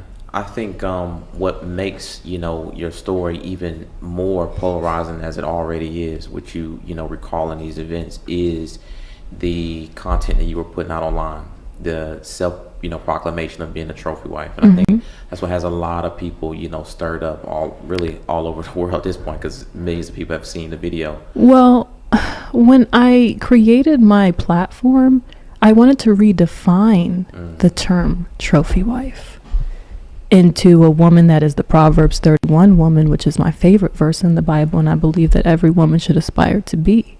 It's not just about how pretty you are. It's about, are you, being a good mom? What are your values? Are you choosing a man of values? And I thought that I was talking about the right thing. And, I don't think it's bad for a woman to want a successful man. I'm never going to say that a woman should just not care at all, how a man shows up, because the success is honestly a manifestation of different attributes within the man.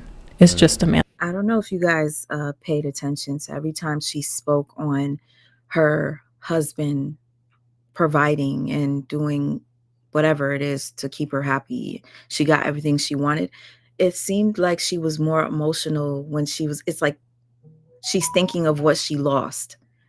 I would see her look really, really sad. Like, are you really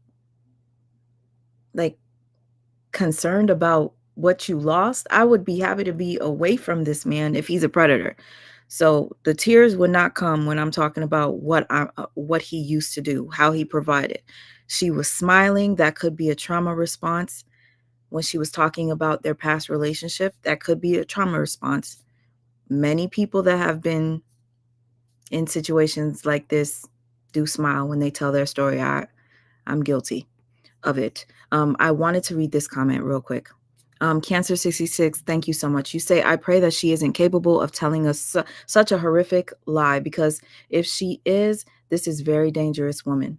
Now, I think there should be a law if anybody does lie about things such as domestic violence or SA,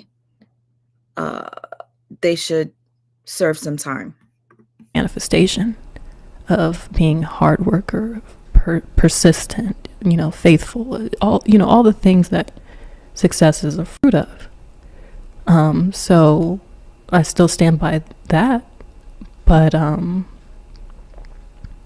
when it comes to dating as a single mom, luckily he didn't prey on his stepchildren. But what if he did? You know what I want to do here? It's a blessing to say this, but Dr. Spirit actually did show up here backstage today. Yeah. So one of the greatest, most world-renowned therapists is actually backstage to join us in this conversation. 3,300 people in the chat. The chat is going bananas right now. Dr. Spirit, thank you for joining us. Where's she at? Absolutely, Hey. Ken Lano. Hey, Dr. guys. Spirit, what's up with you, Dr. Spirit? Everybody welcome. Hey. Drop a Dr. Spirit in the chat real quick. I like that. Dr. Spirit got that set too. That's looking nice. I love that they have a professional there. Whenever you're doing an interview with somebody that's speaking on something this traumatic, you should always have a professional, a real one, not a Temu one like some people have on their shows. Right there. Yes. I'm so sorry, guys. I'm working late at the office, so I couldn't come into the studio, but they told me that you needed me, so I'm here. Absolutely. Oh, listen, Dr. Spirit, I already know you one of the busiest therapists in the world. All right, so I am absolutely blessed. It's a long day. I know every day is probably a long day, but we have Isis Morales here, who has, one of the most viral stories and testimonies right now on the internet, who came in here to. First of all, I want to apologize. I did fall back on the comments, so if I missed anybody's comment, I'm scrolling down and some of you wanted me to rewind to a specific part. Trust and believe you me, after this interview is over, I will go and I will collect all parts that are red flags that you guys deem to be red flags, put them together, and we could break them down tomorrow, hopefully, or sometime this week. But because I feel like it takes time to actually process what we're hearing, and there was a red flag in what she said, and I'm definitely going to go back to it. Join us. Okay. I know you like to come in absolutely blank because Dr. Spirit said, I don't want to know anything. I want to come in with a blank slate. I just want to come in and meet the young lady and talk to her. And the purpose, by the way, because I want you to be able to do what you do with Isis, because this situation is not unique, unfortunately. Okay. So I would like you to give her the best counsel that you could. And also just in general, any other ladies that might be in a situation, how they can move forward and advance, who might have experienced something similar. But in general, Dr. Spirit, I would like you to go ahead and take it from here.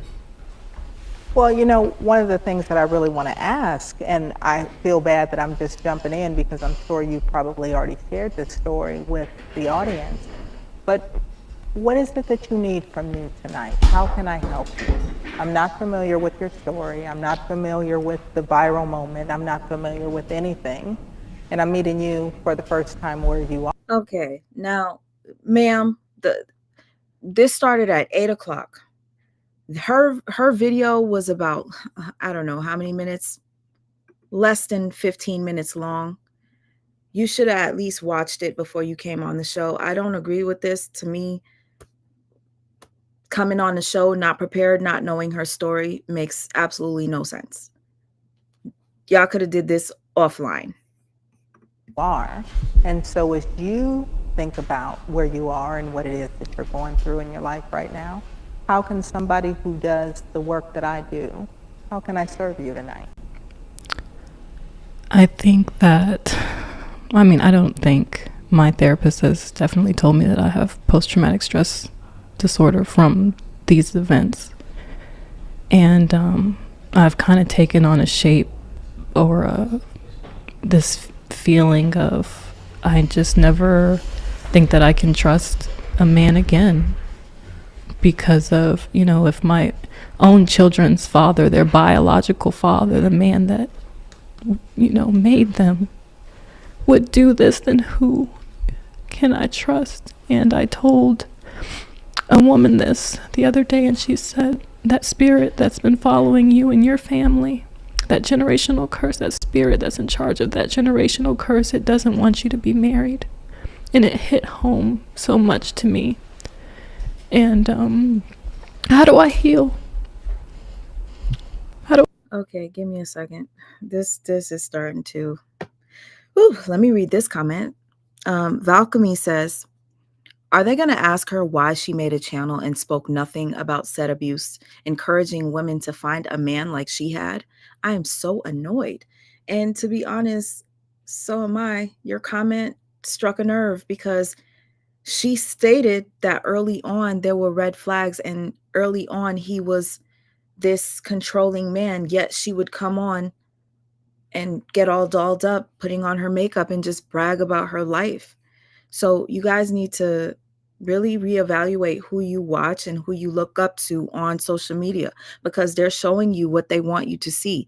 She made everybody believe that she was living the life. And now this is what we're hearing. It's hard to believe. Like which was real? How do I heal? Well, tell me, how have you decided that because I was in a relationship with one man who did unthinkable, unspeakable things to me, how have you decided that he is a representation of all men? And that somehow that now means that you could never trust another man when you're even sitting with two men being trustworthy tonight, sharing your story, and all the other people who are supporting you in the chat tonight. Tell me about this idea of I can never trust an entire gender ever again. All right, guys, I'm 15 minutes late in the comments. I'm going to catch up, but I wanted to read this. Broke your box out. Wow, what a name. Wink, wink. Anyways, I heard the husband wasn't the one who did it, and the niece came out and said that her son did it. The reason why I wanted to read this comment is because you have to keep in mind, whenever someone is accused of something, there's always going to be someone that sticks up for you. So let's say the niece is sticking up for the uncle and she is making up the story. We don't know that.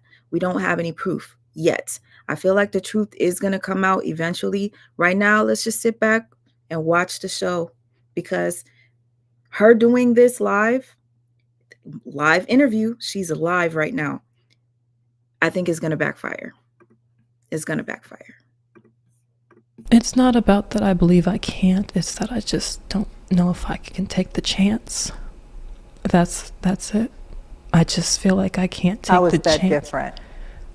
It's not that I can't, I just can't take the chance. So that says then it's not that I don't trust all men, it's that you don't trust yourself at this point. Exactly. Because my husband appeared to be such a good dad. And I mean, I just would have never, ever, ever expected him to do this. So it may be my own judgment, it may be my own trauma, and I just feel maybe I don't trust myself to ever be with a man again. And people talk about hypervigilance, and I was always a hypervigilant mom. He knew that he had to be the sneakiest of sneaky because I was always watching. So to me, don't be alarmed, guys. There is an option on YouTube, if you ever feel like you need to use it, to speed up. I am a little far behind, so I decided to speed up just a little bit, especially during this time, because I feel like the therapist being there, they should have did this offline, honestly. how can I even rationalize what has happened to even think about ever wanting to move on again? So when you say, I don't trust myself or my judgment ever again, what is it that you're not trusting not to happen? I'm just scared. I'm just scared. That's all. I'm just scared. Scared that way. Someone could appear to be someone that they're not. And what would happen if that's the case? Lives could be ruined. When you say, I'm just scared that lives can be ruined, what is the story that you are telling yourself that causes you to then conclude as a choice, I'll simply never trust again? You're giving these little snapshots, but you're not telling the whole story. And I'm curious about the story. I think I keep blaming myself and saying, how could I have missed this? How could I have missed? Now, you guys, I know there are going to be some people who say, well, it is appropriate for them to have a therapist on. My only issue is that the therapist does not know her story. She's not prepared. So if they did this offline, it would make this process go way faster. Interview her, let her say whatever she's going to say, and then talk to the therapist, because the therapist clearly doesn't know Not 1 ounce of the story. It would have only took her 10 minutes to catch up. Missed this? How could I have missed this? It repeats over and over. How could I have missed this? And it's just a very scary thought that I just don't want to have to ever have again in any other situation. Yes, thank you, Supreme Goddess. If you're still here, Sister, he filed for divorce. And to me, you guys, I need to put this as a question for you guys to vote. Being that she states that the husband violated her 2 daughters, so much so that they were red down there. Okay. She saw with her own eyes. So she says, took her to the hospital. And that's when she found out both children were violated. She did not file for divorce. The husband did. How do you guys feel about that? Is that a red flag that she allowed him to do it first? Or do you think he did it first because he knew what was coming? When you ask yourself the question, how could I have missed this? Is the fear that as I go forward, I will miss things again? I just am not interested in wanting to find out. Unfortunately, and I know with my therapist, she said it's going to take time to heal, and I need you to understand that all men are not predators, and, this is just your PTSD speaking right now, so you guys are seeing me real and raw, unhealed, completely. We're all still healing. We're all in therapy, family therapy, individual therapy. We're doing all the things. But, this is just me right now. This is my truth right now today, and I'm just here sharing it. And my heart goes out to you and the family. I think that you're doing all of the right things, and it may take a very long time. And I want you to know that healing does not mean that you will ever forget. But the thing that becomes important is that as you are moving forward in your healing, that you don't tell yourself a story that stops you from finding that healing that goes along with this.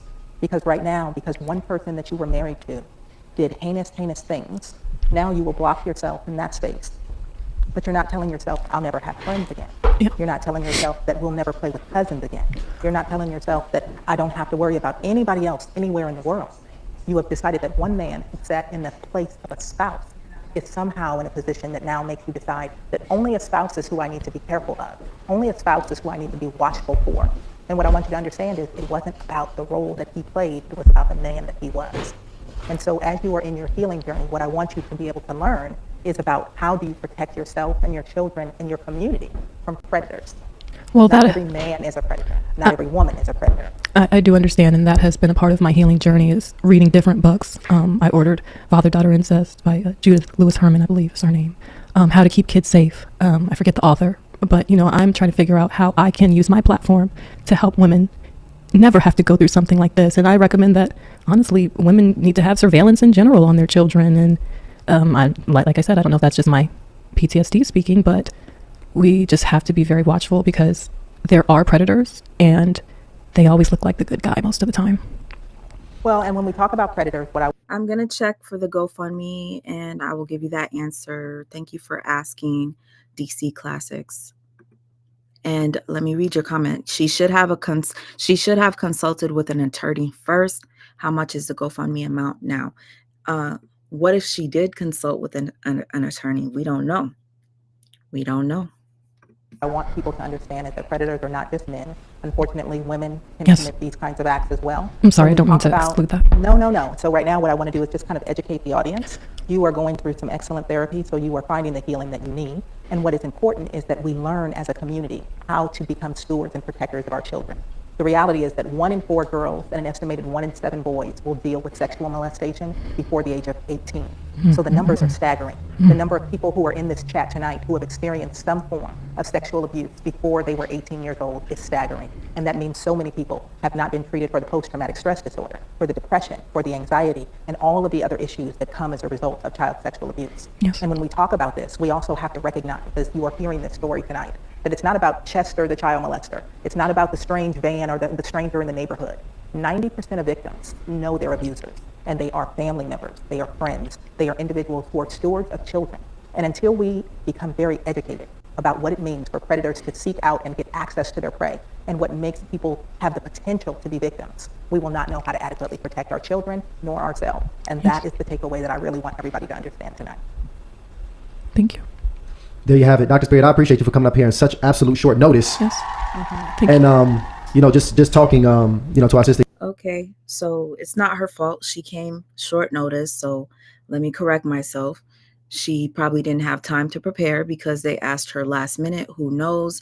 Maybe they had another professional cancel on them and they found her. But yeah, I guess it's a good thing she showed up.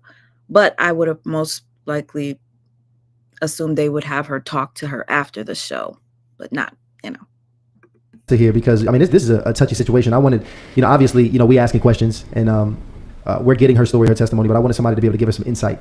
Especially, I mean, it's babies involved, in the situation, families involved. In fact, the world is involved, at this point. Well, and I want to know if you all have questions. One of the populations that I have worked with over the years have been convicted sex offenders. And so I have had an inside understanding in the minds of individuals who have behaved in such ways. And I'm curious whether it is this young lady that you guys are speaking with tonight, or if it's members in your chat who may have had questions about how do they protect themselves, how do they protect their communities, what is it that people need to know in order for us to not only heal each other, but in order to make sure that there are no more victims among those that we love. Yes, please share with us any knowledge that you have is helpful not only to myself but to everyone. And what I'm going to do is I'm actually going to drop the link in the chat so we can come up, so the audience can come up and join Dr. Spirit up here. Absolutely, y'all. So go ahead. It's about that time. Dr. Spirit, we got your time tonight. I know it's nice and late. You gonna rock with us here tonight? What do you guys think? Do you guys think that them dropping the link for people to come up is a good idea? There are going to be some people that don't agree with her. What if somebody comes up there and they go off? Let's see. I'm gonna rock with you for a few minutes. I'll give you a good 20, 30 minutes. Come on. There you go. We got about a good 20, 30. So y'all get some free therapy. I think Dr. Spirit is like 3 years back rolled right now if you're trying to get some real therapy from Dr. Spirit. We'll take it. Thank so you, we're going to go ahead and ma'am. get a light 30 minutes in. So Ryan is dropping the link in the chat. And what we're going to do is you guys can head backstage when you want to join, and we'll bring you guys right on up. All right. And I think it's quite a bit we can speak about. And I know, you even, get into the relationship with your husband. It was fairly quickly, and it was something she was really, really looking forward to. Yeah. And, it was so many messages that I passed from my family, some good, some not so good. And then the message that I passed through media. I think a lot of us can go out and look for love, and we don't always find, the fairy tale, picture and kind of how things are set up. So I think it's just so much to learn from your story. So guys, please call in. I'm dropping the link in the chat now. We got the awesome, the honorable, the most lit Dr. Spirit joining us, and she's ready to drop a ton of game on y'all. So please call in, and we're gonna bring you up one by one. Absolutely, Lano. So we got some people backstage that we could go ahead and start rolling up. And please, by the way, if you're backstage, put your cameras on, guys. Yes. We will not let you up if your cameras are not on. So put your cameras on, and we'll have you come up. We just ask that you guys be respectful in this time, so we can. You guys, does this bother you that I have it sped up? If it is, please let me know. I will adjust it. Conduct a productive conversation, but we're gonna let the people come up now. Who we got backstage, Lano? We got Darwin backstage. Okay, go ahead and bring my brother up. Darwin, what's up with you, brother? Brother, can you hear me? Yes, I can. What's up with you, brother? If you can't, I got your name. Can you give me your age and your location? Age is 38, Atlanta, Georgia. Atlanta, Georgia. What's up with ATL. ATL here? So what's your question for us tonight, Darwin? My question is, I noticed the woman said she saw the signs. So if you see the signs before your kids come into the picture, how much is this self-inflicted? I said I didn't see the signs until after we were married already, so we were already invested as a family at that point. What I'm hearing is that your kids, you had kids after you got married, right? Yes. Uh-huh. Mm-hmm. So you said in the beginning of the marriage, I think in another video, or maybe even a day, you said in the beginning of your marriage, he was pretty much sexually violating. So what I'm seeing is that you knew that this man was offensive or abusive, but then you went on ahead and had kids with him. So that means that, for me, you put your kids in danger. I think that that's the narrative that you want to put on the situation, but that's not the reality of what it was. And like I said, I was very heavily manipulated by scripture. He, would use it. He would gaslight me, and I, after I hadn't even I don't even know if I was pregnant yet after the last time it happened. So, and every other way, he was a good man. I didn't think that it was worth throwing my family away, or the family that we were trying to create, because he had done those things. And unfortunately, I didn't realize that that would mean that he would go on to abuse his own children. I don't know how someone would correlate the two. But that's just my opinion. Now, Darwin, I want you to hold tight, because I think that was a valid concern. I think a lot of men feel that way. I mean, you could read through the comments of the video that went viral. A lot of men have this perception of what they think victimhood should look like. So, Dr. Spirit, I want to get your help here, because for the people who are posing this type of question, hey, if you've already experienced this abuse, or you've already experienced some of these negative things, how could you continue to move forward in a relationship? Dr. Spirit, could you give us some context on why someone who has been victimized may continue to continue with the relationship? Because oftentimes a victim believes that it's something that is unique to them. They don't believe that the person that they love would consider doing more heinous things.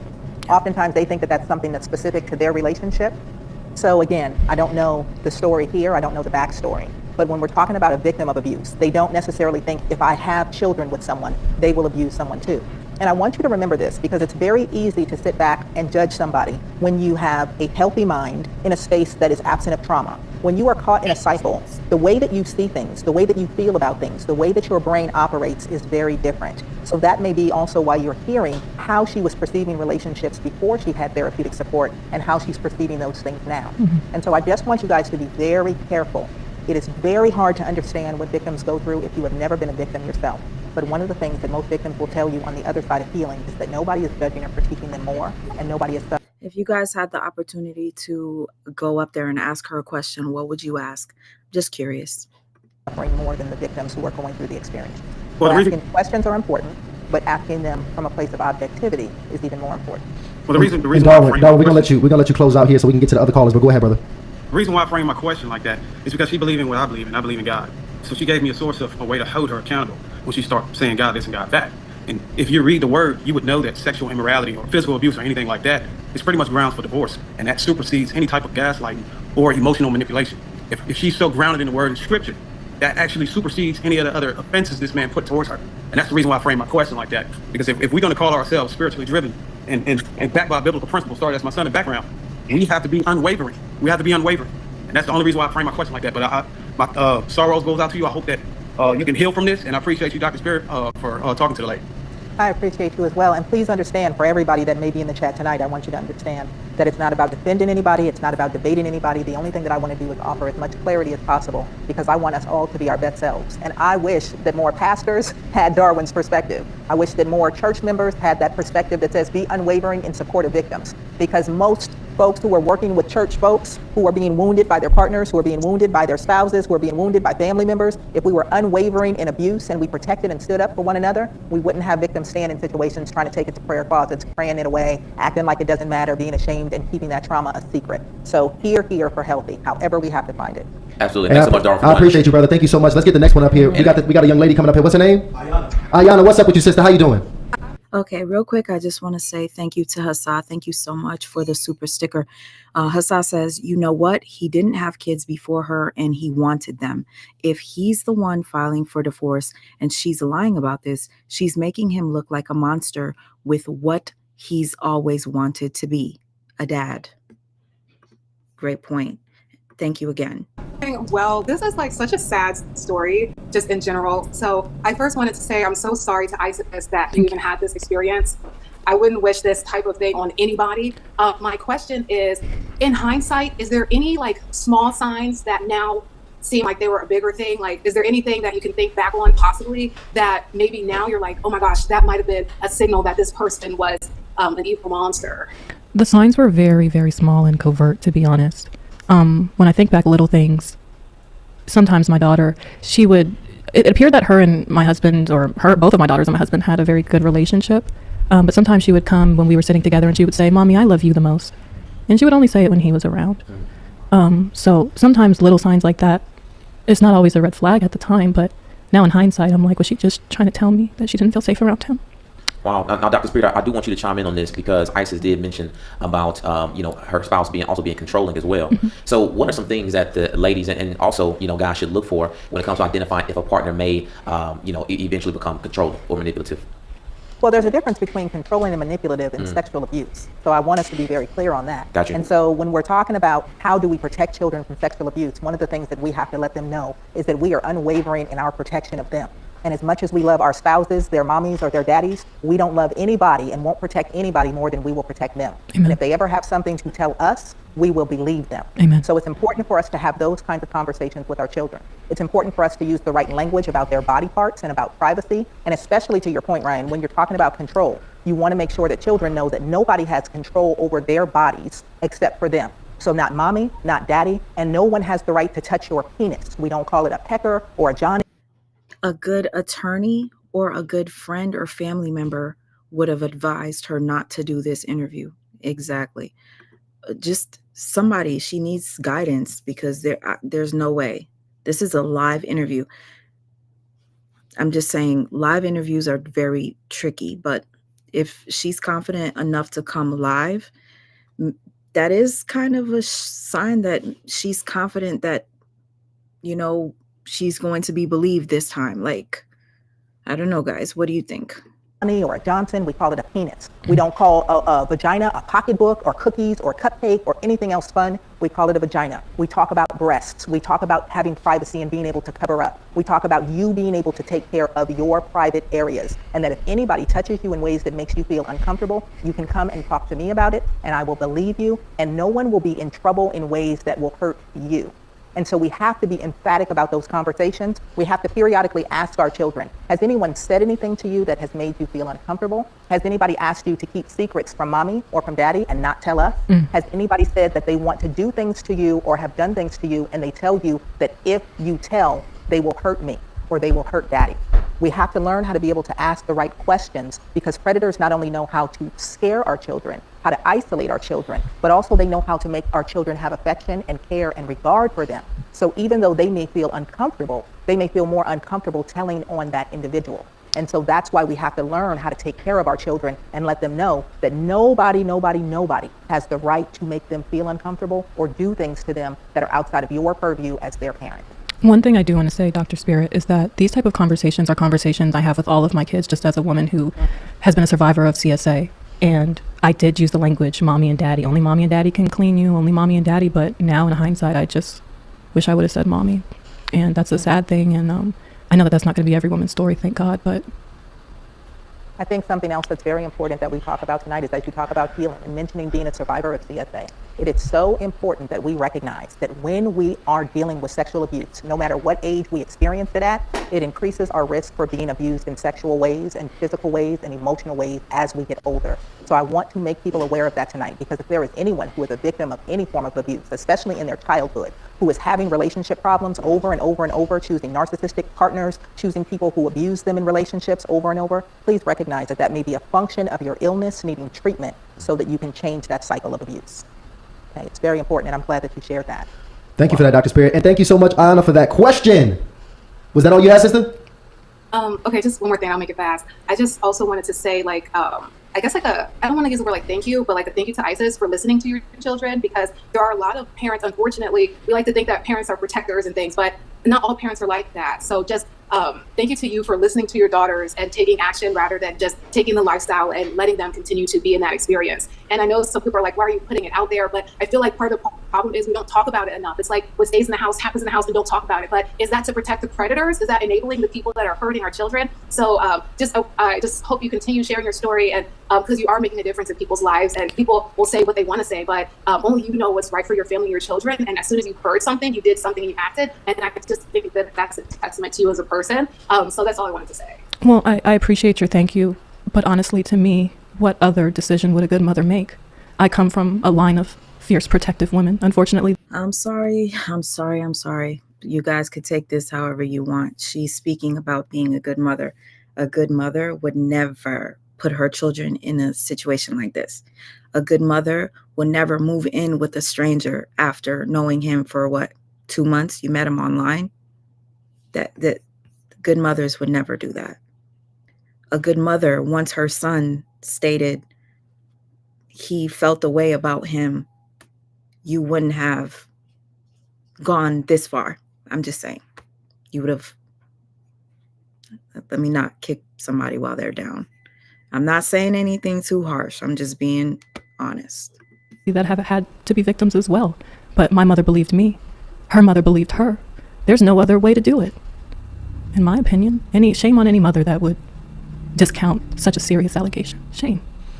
Ayana, thank you so much for coming up here, sweetheart. Okay, we're going to go ahead and bring the next caller. I'm going to bring a couple more callers up here. As we got Dr. Spirit here live with us. Isis Morales here is also joining us. The next caller we have here, it looks like we have Brianna on the stage here. Welcome, Brianna, to Hardly Initiated. How are you? Hi, I'm doing good. How are you all? I'm blessed. Give me your age and your location. So I'm 23 and right now I'm in Michigan. 23 years old. Wow. There you go. Young initiated. Got the young bull on. What's your question? So my question, I guess, would be with the platform of Me Too and the significance of really platforming your experience of grave trauma. I put it normal, you guys, because I want you guys to hear clearly. Sometimes when it's too fast and somebody already speaks fast, it just distorts it. especially in the midst of healing Or I'll just put it up one notch. with what you seem to experience, which is PTSD, and then also just coming to terms with the fact that you're probably also simultaneously dealing with a case. My question would be, what are the psychological implications of platforming your experience? How do you navigate the backlash that comes with sharing your experience? Because like even reading the chat, like it's been like typed before it even like got live. So my thing is like, how do you steward that type of platform in a way that's going to bring you peace ultimately? My peace comes from God because he's the one that's leading my steps, and that's been my prayer every day. God, lead my steps. And I felt like God wouldn't let me move forward in life until I spoke my truth, because it's just been swept under the... Great question. I hope somebody asked this question. I'm me says you'd ask. I would ask if criminal charges have been filed. the rug for so long, you know, generationally. And this isn't something that's just affecting my own family. This is affecting more families than we know. And it was important to share, especially in the wake of the Menendez brothers case and just all that's going on in the world with, you know, all these predators being exposed. And Cat Williams was very prophetic when he said that this is the year. Time is up. This is the year. And I knew I had to say something. Oh, I don't think this was a good one for bringing up Cat Williams. Just me, your children are victims of SA. I wouldn't be bringing up. Why are these balloons popping up? I don't know what that came from. But anyways, Hassa says you'd ask, are you lying on this man because he's leaving you? So I want to, great question, Brianna. Yeah, great question, Brianna. Really, really great question, because this is a unique situation, Dr. Spirit. You know, this ISIS has put out a testimony video. They got 2.5 million views, something around at this point. So I mean, she's being inundated. I can imagine with probably emails, comments, DMs, phone calls, everything. Phone calls, people, family, just, people yeah. from elementary school. Oh my gosh, it's just been crazy. And I can imagine it's all types of emotions, right? You got the people who are, reaching out with love and support, and you got the other people who are pissed off, who are probably, calling you a liar, telling you that all these different things are happening. Where's the accountability? So everything. Yeah, 100%. So, I mean, that's a unique situation, Dr. Spirit. Okay. Another question Jody would ask. Jody, thank you. She says, why stay with a man who raped you 4 times? 1 time is enough, but 4, good one. And yes, let's talk about it. Says, stop using the Bible when you don't even follow it. To kind of be dealing with that whirlwind, of other people being involved in your business at this point, and you're a content creator. So the thing about it is that is your job, because you put them in your business as a coach because you were really helping these ladies. So you almost had a responsibility to tell them these other things and involve them in your advancement. But this is a different level of trauma, and just energy even coming your way at this point. Dr. Spirit, I mean, what do you say to somebody going through something like that in that type of space? Well, as I'm listening to you guys, I'm learning more and more. And for me, it's concerning, because it's very hard to help people when you are experiencing so much trauma. And so as you are out here telling your story in a way that you are still unpacking it, in a way that you're still trying to process it in therapy, in a way that you're still trying to make sense of it and heal it, I don't know what type of coaching that you do, and I don't know how you are able to navigate actual healing while experiencing trauma on trauma. I mean, that tells me a little bit maybe more about your presentation, because I can hear it. It sounds like you're choking back tears constantly, but then your face and your affect doesn't show me, and maybe I don't have my glasses on, so, I can't. I'm trying to keep it together. So there's like so many different things that are happening that I would just say, at the end of the day, you don't owe anybody anything except for you and your children. So while I think that it's wonderful that you are wanting to platform the story and give the story voice, I want you to recognize that there are millions of advocates around the world who are already doing the work around sexual violence. I want you to know that there are many folks who are telling the stories and serving to protect individuals and to sound the alarm about sexual abuse, about spousal rape, about sexual assault. And you don't have to use your platform, and you don't have to use your trauma in order to be able to stand in the gap for individuals if you know you still need to do your own work. And I want you to be very, very careful, because you will traumatize yourself in new ways, exposing yourself at a point in time when you are absolutely raw, when you don't have the answers, where you don't have the understanding, where you can't even make sense of it. So to put yourself out here, I don't know if it's a form of therapy for you. I don't know if you're just part of the generation where everybody says, look at my trauma, and everybody, we can just go through it together, and that helps me heal. It's not that. I'm not sure what it is. It's not that at all. What I would say is, Think about your wellness first. Think about your care first. And remember, you have plenty of time to be able to share your story and your healing and be effective with the world, but you have to take care of you first. And what I want to say is I haven't uploaded any content since that video, and I have been taking care of myself and my children. That has been my main priority. But what I want people to really take from this, and why I really did this, is to be concerned about the time in between. And when I say the time in between the abuse happens and someone says something about it and tells the world or tells the family members, how many other children could be at stake in the time in between, even the 6 weeks in between, that I decided to share that story from the time that the abuse occurred. God would not let me move forward until I shared that story, because there's a good chance this man could be around kids. I mean, people were pulling his dating profiles. He was looking for the next whoever. It's the time in between that the children are being. Okay, we're going to have to do some extensive research on this. I want to see this dating site. I want to see if the husband's still on it. But Serenity Speaks brought a great point up. She didn't see her children acting different when this was going on, because usually you'll see the kids acting out. Not only will you see the kids acting out, you said that the child's lower area, her lower regions were raw and red. I don't know. I think the child would be walking different. Being hurt when people don't want to say anything. So I feel like I've had no other choice but to share this testimony, because it's not about me. God is just using me. It's not about me. It's never been about me. It's about everybody. It's about the fact that this is happening at an alarming rate. No one's talking about, I can't say no one's talking about it, but it's just not being pushed the way that it needs to, that children need to be protected more, and that you just have to really be aware. You can't just be making certain decisions. Speaking of that, you can't just be making certain decisions. I think it was a terrible decision to go on live and expose this, because Mrs. Poo Poo, thank you for this, goes hand in hand.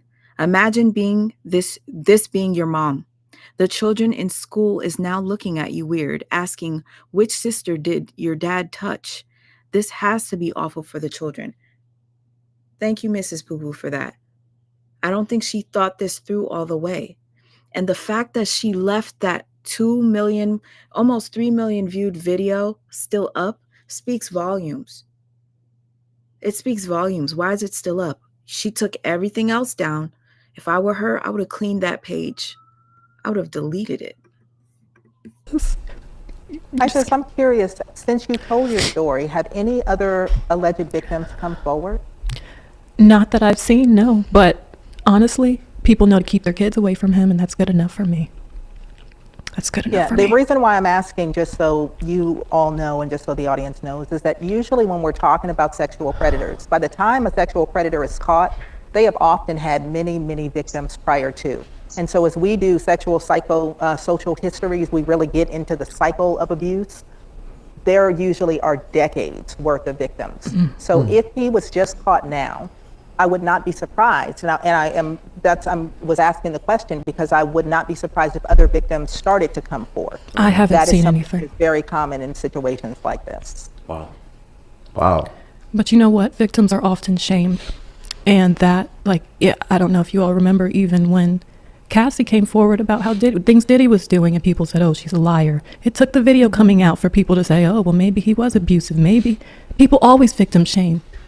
No one wants to come and talk about this stuff. And to that point, I'm glad you made the point, because as soon as that happened, as you said, for years, listen to the trail of abuse that we're hearing in that story over decades. That's an excellent example of what we're talking about in alleged victims, because usually sexual abuse and these kinds of behaviors begin in childhood. Individuals test their limits. They don't just become. And we do have to take that into consideration. People do get victim shamed a lot. So I don't want to be one to do that. It's just, we never know what a person is thinking and why they do what they do. I just would have never brought this to the public. And after I posted it, I probably would have taken it down after all the backlash, but it's still up there because it's generating money. Become full-blown, very aggressive, very cunning, conniving predators. They learn how to be that over time. They begin oftentimes with siblings or with cousins who are close in age, or with their younger siblings' friends when they have sleepovers. They do that with girlfriends in early adolescence. It is a progression that happens. And so I want everybody to recognize that. It's not just for your story, Isis, but it's for people who are sitting at home thinking, I'm the only person that that person tried this with. I'm the only person that was molested in my family. And as you talk about that intergenerational trauma, I hear you say that your mom suffered, that your grandmother suffered. So what we know is that there is a cycle of abuse, there is a cycle of victimhood, there is a cycle of behavior that unfortunately they did not get the help. They were not able to cover each other and ultimately then cover you. And so unfortunately now you and your children hopefully will be those legacy breakers so that your children's children don't suffer a similar fate. I So think that we're it's not dealing deeper. with 5 generations. It's deeper than mental health. This is a spirit. This is a generational curse. This is deeper than therapy. Only God can fix Wow. this. Okay, guys, I have to bring this one up because I did cover it at one point. Lucky 8 Lady. I have to bring this up. So you said this might be an FTN Bay 2.0. If you guys don't know who FTN Bay is, FTN Bay accused a rapper by the name of Duty Low of violating her son through the backside using screws. It was very traumatic, and sorry if I'm making anybody uncomfortable with this story, but FTN Bay, she went on a rampage. She took a lie detector test to say that he violated her son. She made her son say it on video. It seemed as if he was being coached. I don't know. I went live trying to break it down, saw a lot of red flags in FTN Bay, and the rapper Duty Low ended up coming to my live to try to defend himself. And when he spoke, he basically said something about not wanting to deal with her anymore. And once he said he did not want to deal with her, that's when the allegations started. So with Lucky Lady bringing this up, it kind of does remind me of that, because Duty Low ended up suing FTN Bay and he was awarded $4 million, but obviously she doesn't have the money to pay him. Guys, people do make allegations like this for reasons like that. So we don't know yet. Let's just continue watching and it'll unfold. Just like she said, Cat Williams said, 2024 is the year of exposure. If she's wanted to be exposed, it'll happen to her as well. Well, I will have to leave you to your belief system. If that's the case, then that means that those who are sexual abusers will not be able to be helped. That's will not what I'm be able saying. to I be said healed. that's not what I'm saying. I'm saying that in addition to that, you know, your faith has okay, to be in a part. addition That's to- I'm an advocate of therapy. I'm in therapy. I'm a big advocate of therapy. But what I'm saying is, for the decisions that my parents made to be chalked up to the fact that they may have not gotten help, I think that it is even deeper than that. I think that it's truly spiritual warfare that is going on, and that's a big part of this. Well, I'm hoping that for everybody out there, whether you are someone who has been abused, whether you are someone who struggles with feelings or thoughts that you struggle with around attraction to younger individuals, around power and control, around sexual assault, I want you to recognize that there is help available no matter where you sit on the spectrum.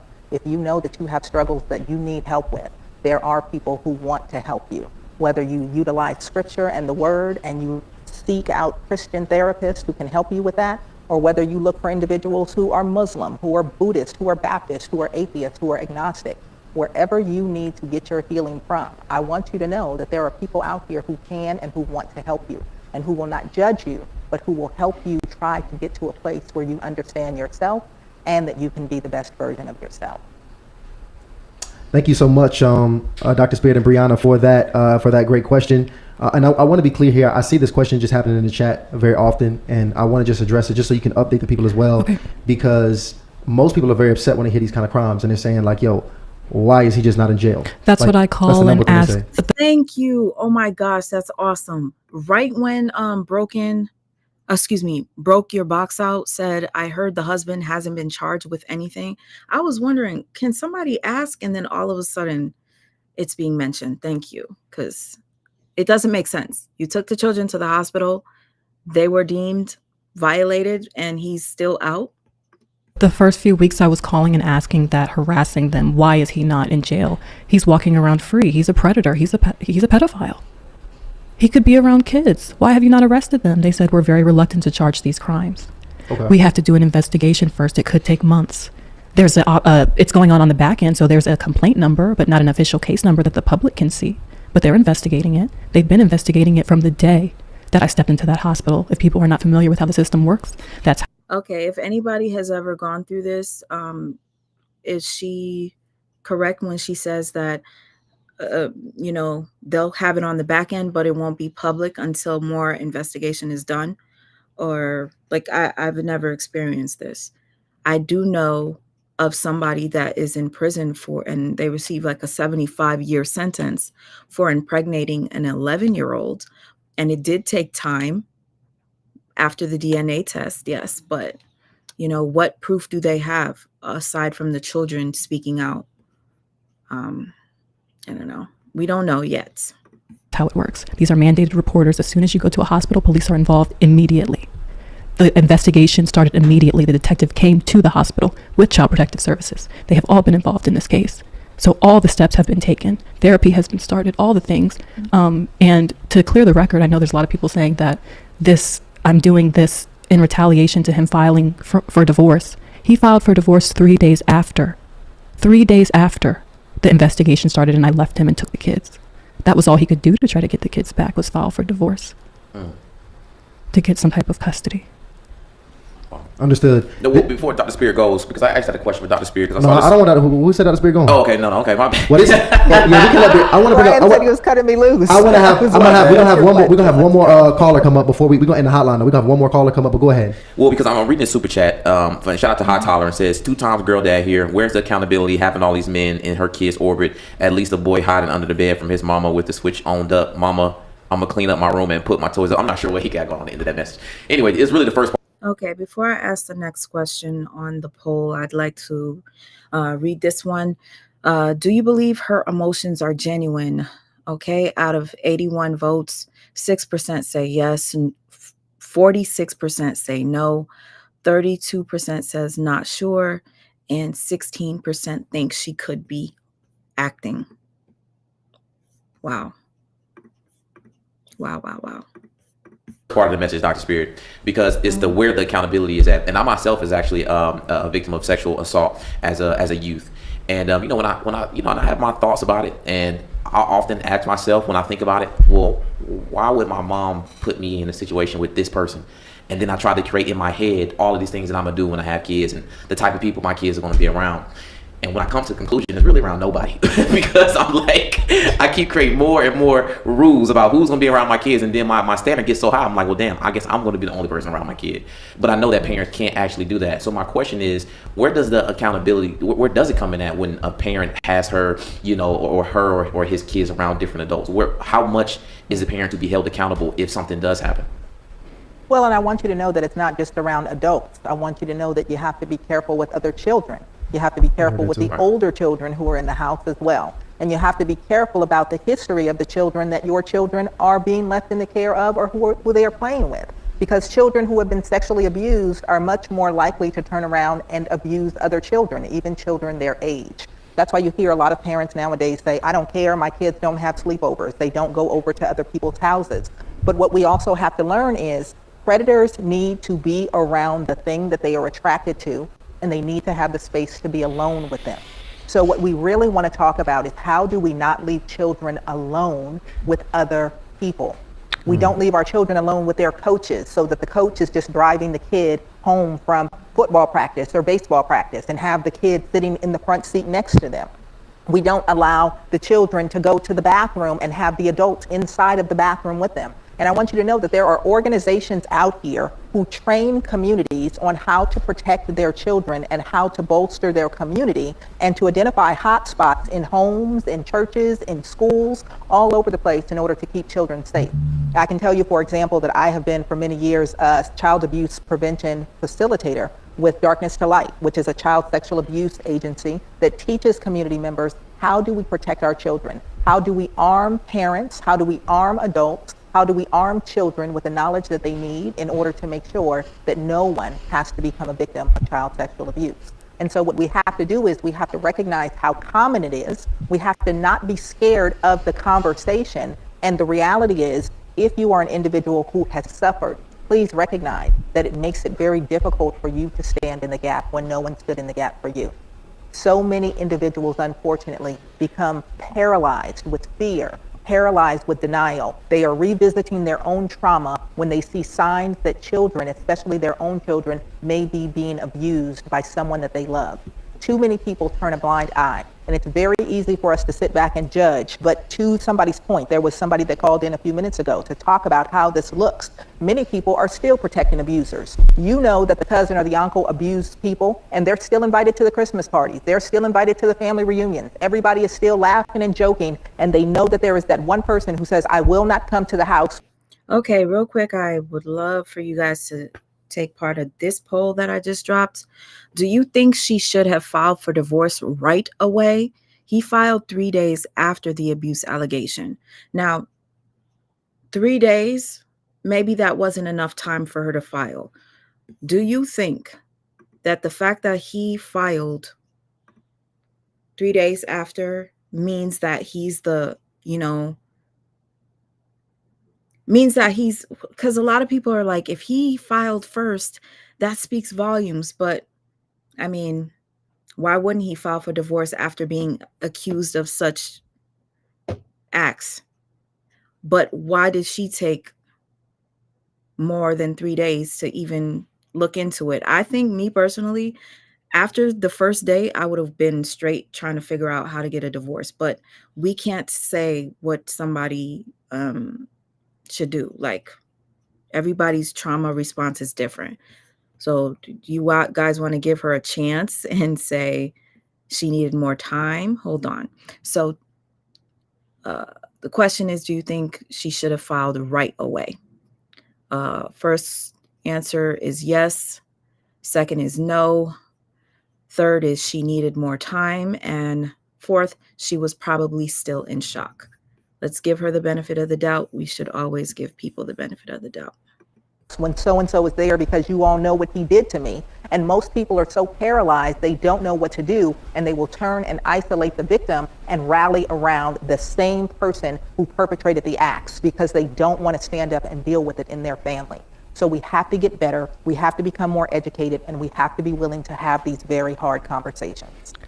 What I do want to ask Dr. Spirit, and I take full accountability for bringing men around my children. In hindsight, I wish I would have just made different decisions to where I never put myself in a situation to even have to, I do wish I would have made better decisions. But being a young mom, I mean, I made mistakes, and I take accountability for that. Is that it started even before that in your storyline. It wasn't about, if it would have been as simple enough as protecting my children from some men, then that would have been something that you would have done 100% of the time because you love your children.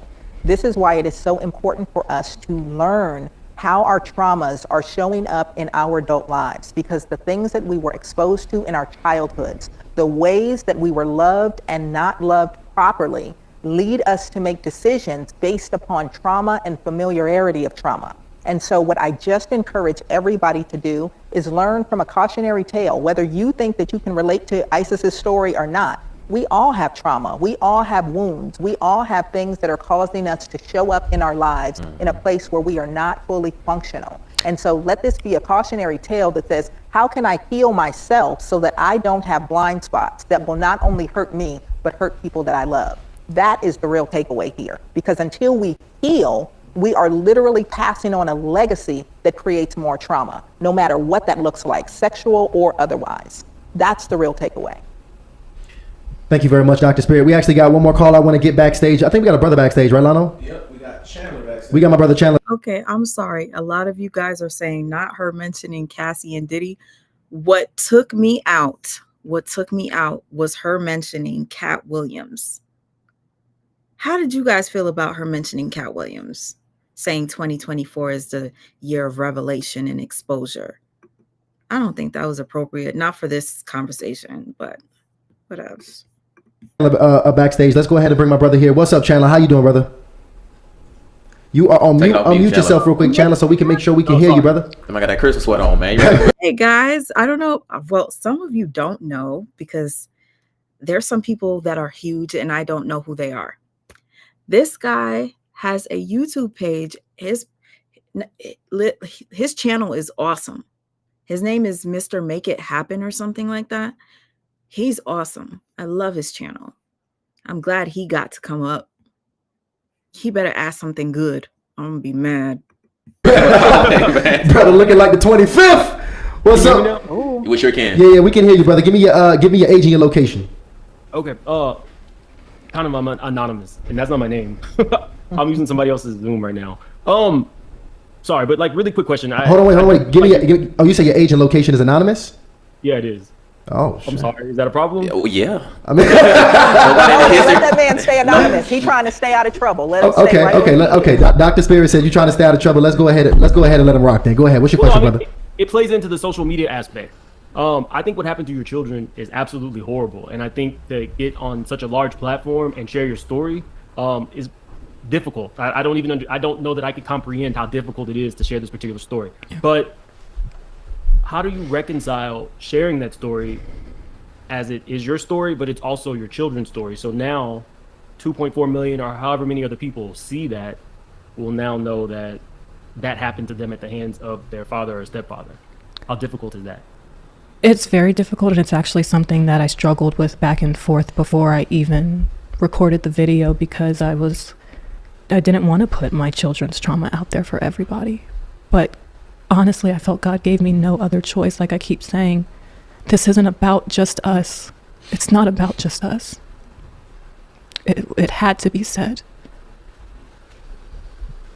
There you go, Sean. I mean, it seems like you're gonna be. Let me tell you something. If she's not being honest, they need to come out with a Lifetime movie for this. Matter of fact, let's do Tubi, because a lot of people are into digital television now and barely watch Lifetime.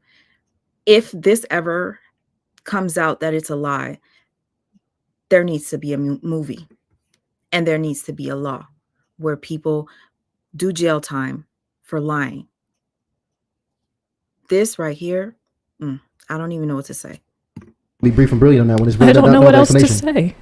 That's all it is. This isn't about views. It's not about anything other than I thought that maybe, YouTube is my only source of income. I was like, maybe I will help some of my community in updating them just to be aware that this could. Y'all, did y'all hear that? If you felt that was a red flag, drop the red flags. Let me just go a little bit over. What else to say? That's all it is. This isn't about views. It's not about anything other than I thought that maybe, YouTube is my only source of income. I was like, maybe I will help some of my community and update. She felt like YouTube was her only source of income and that maybe she would help update her community. Them just to be aware that this could happen. I had no idea that this would go viral. Income would have never been a thought for me in a situation like this. I know that sounds crazy because you need money to get by, but she clearly stated that she had family. She was making $100,000 a year working for family. Why not go back and work for that family member? Why not go to a shelter? You'll be taken care of.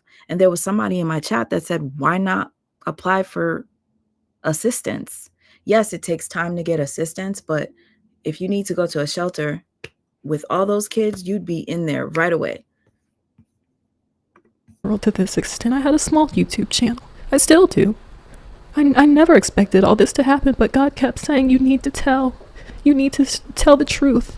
Because I glorified this man in public. I made it seem like it was a fairy tale, and in a way it was. It seemed like it was, but it wasn't. It wasn't. She literally came up here and stated that the entire relationship was controlling. And now she's saying she thought it was a fairy tale. It was, but in a way it wasn't. I'm confused.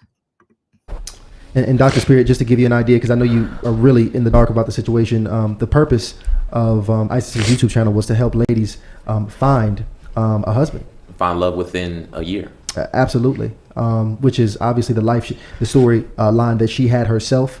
And that was what most of the content was about, which is, again, why she is now communicating, why she felt compelled to communicate that it wasn't what you said it was. Well, there was things going on that I wasn't even aware of that this man was doing.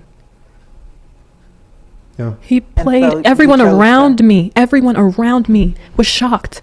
They couldn't believe that he would do such a thing. He seemed like such a good dad, the perfect provider. I'm sorry, you guys. This is sticking out to me. When somebody starts speaking animated, it's hard for me to believe that they're being genuine. I'm not saying she's lying. It's just, it feels like an act. I want you guys to listen. Listen to the difference in the tone of her voice, okay? I just want you to listen close. Pay attention. Little signs, y'all. Communicating why she felt compelled to communicate that. Different, totally, in my opinion, different type of energy we're getting here, and she's just animated. Pay attention. Let me know if you agree or disagree in the chat, please. It wasn't what you said it was. Well, there was things going on that I wasn't even aware of that this man was doing. Yeah. He played, so you everyone chose around me was shocked. They couldn't believe that he would do such a thing. He seemed like such a good dad, the perfect provider. People looked at us like, oh, they're such a beautiful family. Everywhere we went, that's all we heard. What a beautiful family. I would never have expected this man to do this. And in my research, I've realized that this is one of the most common forms of sexual abuses, fathers, unfortunately. And people are not talking about it because of the shame. It's so embarrassing, and I hate that I, have had to expose what have happened to my children, but I'm just praying that even if it helps one person, it was worth it.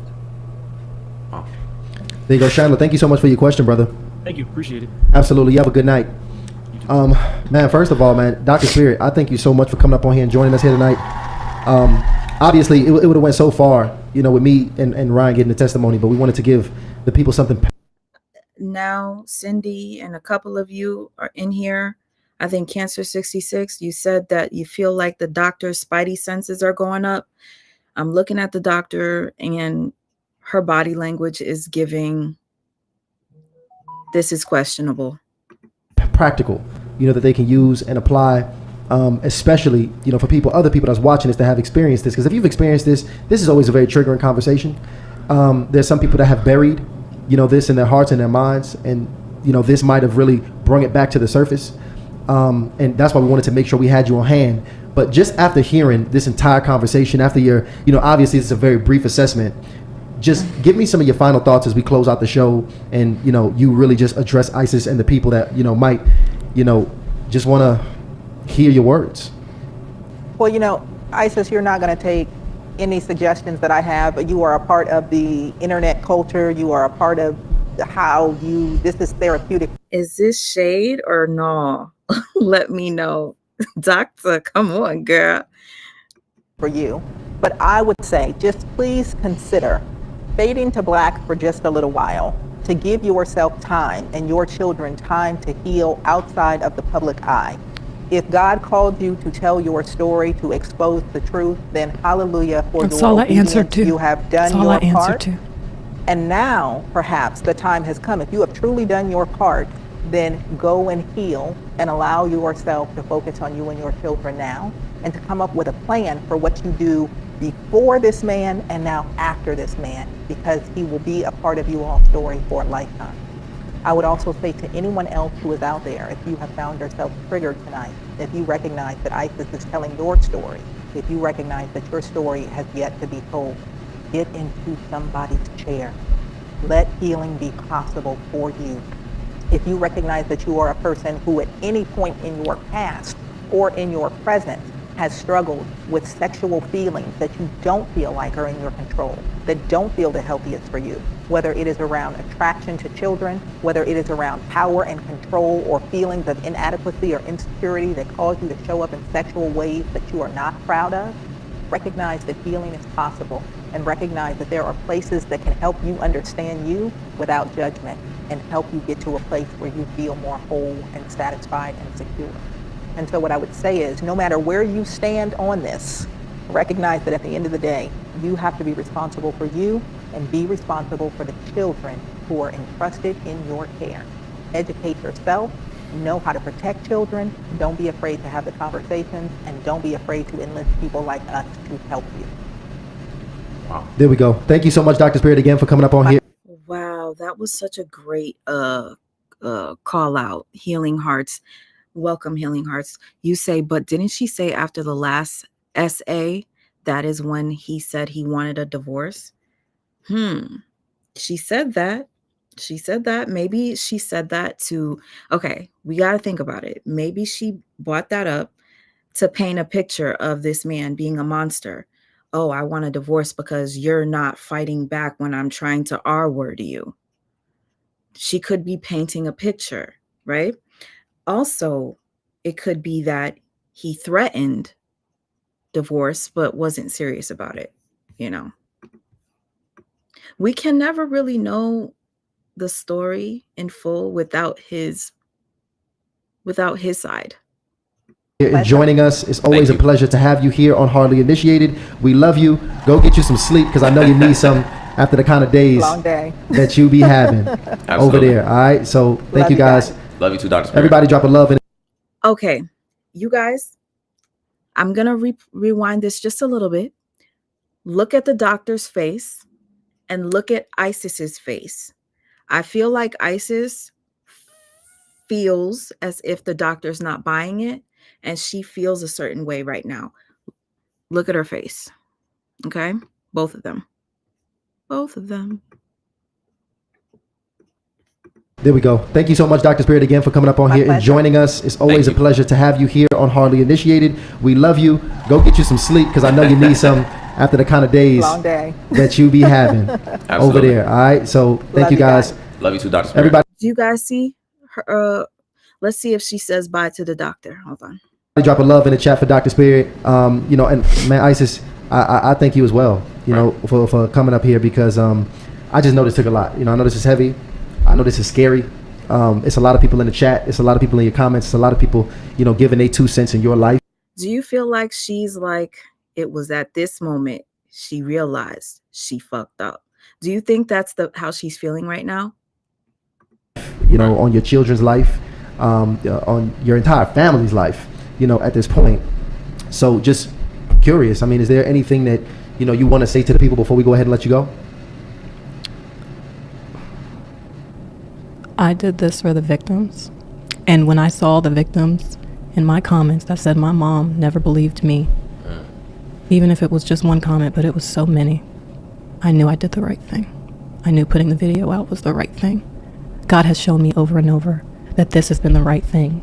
And for everybody who wants to say, I need to take a break, please write me a check for me to take a break from taking care of my children.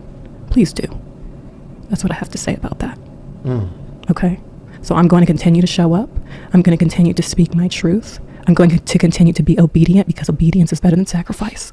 And I'm going to continue to do what I'm called to do, regardless of how anybody feels about it. Because God is using me and I'm just here to do what he tells me to do. I'm going to continue to do so. Is it you right now? Are you pretty much do you have full custody of your 5 babies? Yes, through the protective order I do. Yes. Okay. So I can imagine that's heavy on you right now. Yes. Yes. Just responsibility and financially. Oh my gosh, we've been struggling so bad. This man is not paying any type of support on time. He sends some of it. I made maybe $100 a month from YouTube when we broke up. I had nothing. I still am fighting every day. Even GoFundMe. I don't know what's wrong with them. They won't even let me get the money out. I don't know if people have been reporting it or being weird. And the devil has been working so hard. People just don't know. And it's because God is using me. God wants me to tell this story. And the enemy gets mad every single time. And it's worth it. Well, I really appreciate you. No, it really. And listen, I don't know where you stand, but for all my people in support, I want you to go ahead and support the sister because obviously, man, it's 5 babies. She's taking care of it. I think he's going to drop her Cash App. What do you guys think, guys? At this point. So go ahead, Lionel, go ahead, pull up the Cash App. I think you've already had it on your channel. I think people already been supporting on GoFundMe, but Cash App here is how we're going to do it. Wrong That's the Cash wrong App. one. Wrong one. Pull up the segment header. That's ours. Yeah. So just pull up. Hit ours too. Hit both of them. That's funny. But yeah, this is how you take care of ISIS here on the channel. That's on the screen here when you want to go ahead and take care of the sister here. Yeah. And again, I just appreciate you for coming out here. Absolutely. Thank you for having the courage to come, share your story. And Okay, real quick, let me see the last poll. I asked you guys, not too many of you voted, but let me go ahead and read. Do you think she should have filed for divorce right away? He filed 3 days after the abuse allegation. 68% of you said yes, she should have filed right away. 10% say no. 5% say she needed more time. And 17% say she was probably in shock. So most of you say she should have filed for divorce ASAP, next day. Now, my question to you guys, if you were watching this and, obviously you're watching this with me, would you send her a Cash App to help her? Do you feel like, the way she just responded when it came down to money and income for the children, was that a red flag for you? Would you have given her a Cash App? Just wondering. Y'all could just say yes or no. I'm not going to make a poll for it, but would you give her a Cash App?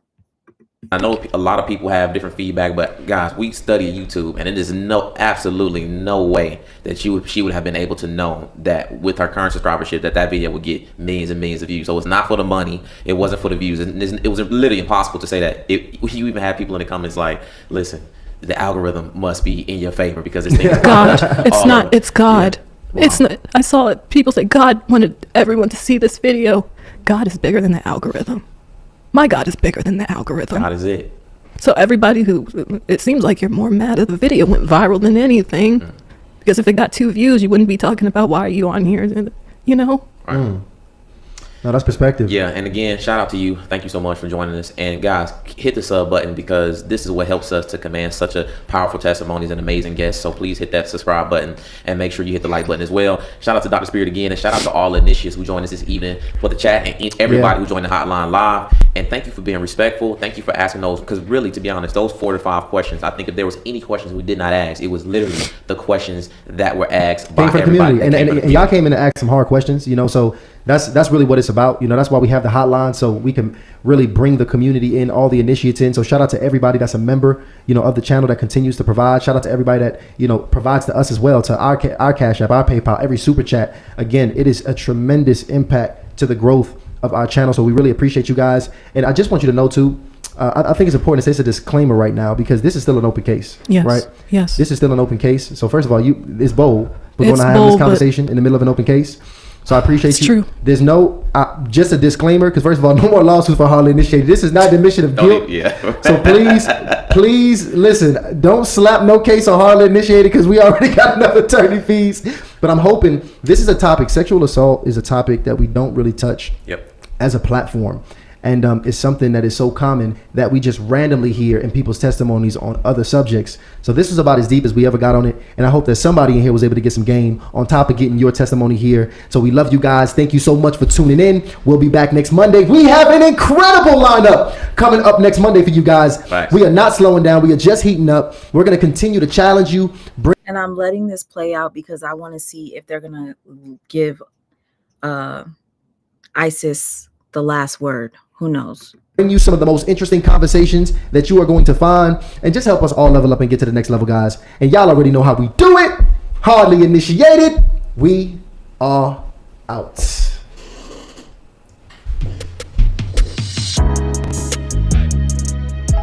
Okay. Yeah, I guess that's it. Wow.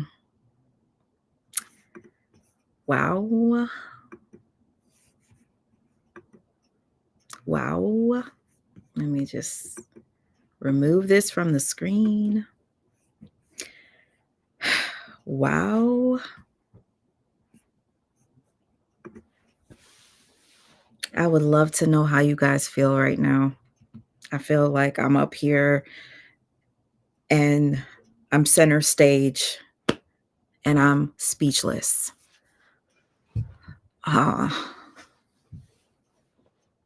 If anybody wants me to drop the link, I've never done that before on this platform. Don't know how that's going to work, but I would you know, I wouldn't mind trying. I'm stuck right now because her reaction or her body language at the end after they were saying their last words to the therapist, it was kind of telling for me. I want to see if you guys felt the same way. Let me see if you guys felt the same way. I'm going to read the comments until you guys let me know if you want me to drop it. I'm not going to stay on too much longer. This was literally just so that we could watch it together. And oh, somebody wants me to drop the link. Awesome. Thank you, Cindy. Okay. Copy. All right. This is my first time dropping the link. I don't know how this works. We'll see. We'll see. Okay, just drop the link, guys. Just drop the link while I'm waiting for somebody to come up. Let me read. Okay. Oh my gosh, I was pretty far back. Okay. This interview will be a big topic tomorrow. I believe so too. And it should be. It should be. I don't think she should have done this. As much as I love the tea, a lot of us do, I don't think it was wise for her to do this because Cancer 66 said that she caught so many red flags. So many red flags. And I did see a couple of other people in here saying red flag, red flag, red flag whenever something was being said. So with that being said, you have YouTube investigators on the case now. People don't play. Hold on, let me see. I can't tell if anybody comes up or is backstage. Okay, I see something. No, what is this? I don't think anybody hit the link yet. But if they did, type it in the chat. Be like, hey, I'm backstage. Let me know. Okay. Let me see. Let me go back to the comments until we figure this out, okay? Yeah, it's going to be crazy tomorrow. Nobody asked, but just one. Okay, cool. Nobody asked for the link. I thought somebody asked for it. Hi, Valentine. Or Valentine. Hi, sweet ma. It's me, Kissy. Dang, I wish I could have caught the live in the beginning, but hello to you too. Please, if you can, go back and watch from the beginning. Maybe we could have this conversation later where you guys give your thoughts and opinions as to what were red flags for you if you believe her. I'd love to know. So what I'm going to do for myself, I'm going to watch this again, give it a fair chance because, you know, when we do this on a live, it's hard to really give your full attention because you're reading comments, you're pausing, and you're trying to make sure that everything is fine. Like, I had to keep going off of the screen because that is somebody else's content. So, of course, when you're using somebody else's content, you have to pause every once in a while, give commentary. That's the only way YouTube won't take your video down. In some cases, people will fight to get their stuff off of your page, depending on your commentary. So, for instance, if I was bashing her, I guarantee you they would try to get this video down if I was bashing her, because clearly the hosts were there to be supportive of her in her situation, which is okay. But her behavior was, to me, a little bit suspicious. I don't know. You guys tell me, please, please. I love hearing. She's mad they had an actual therapist. I think she was. Okay. I'm sorry. I couldn't have done this interview because as a mother, I would be with my kids. I didn't really like her response when she mentioned something about Pay me. Write me a check. Was that? Okay, we're going to do this one more time. Did this interview help her? Did this make you believe her? Because some of you already voted that some of you believed. Hold on, let's engage. Let's see. How do I get this up? It's not even giving me the option. Okay, here we go. I'm going to do... Okay, this is kind of giving me some issues. But the question for the poll is going to be, after this interview, do you believe ISIS? After...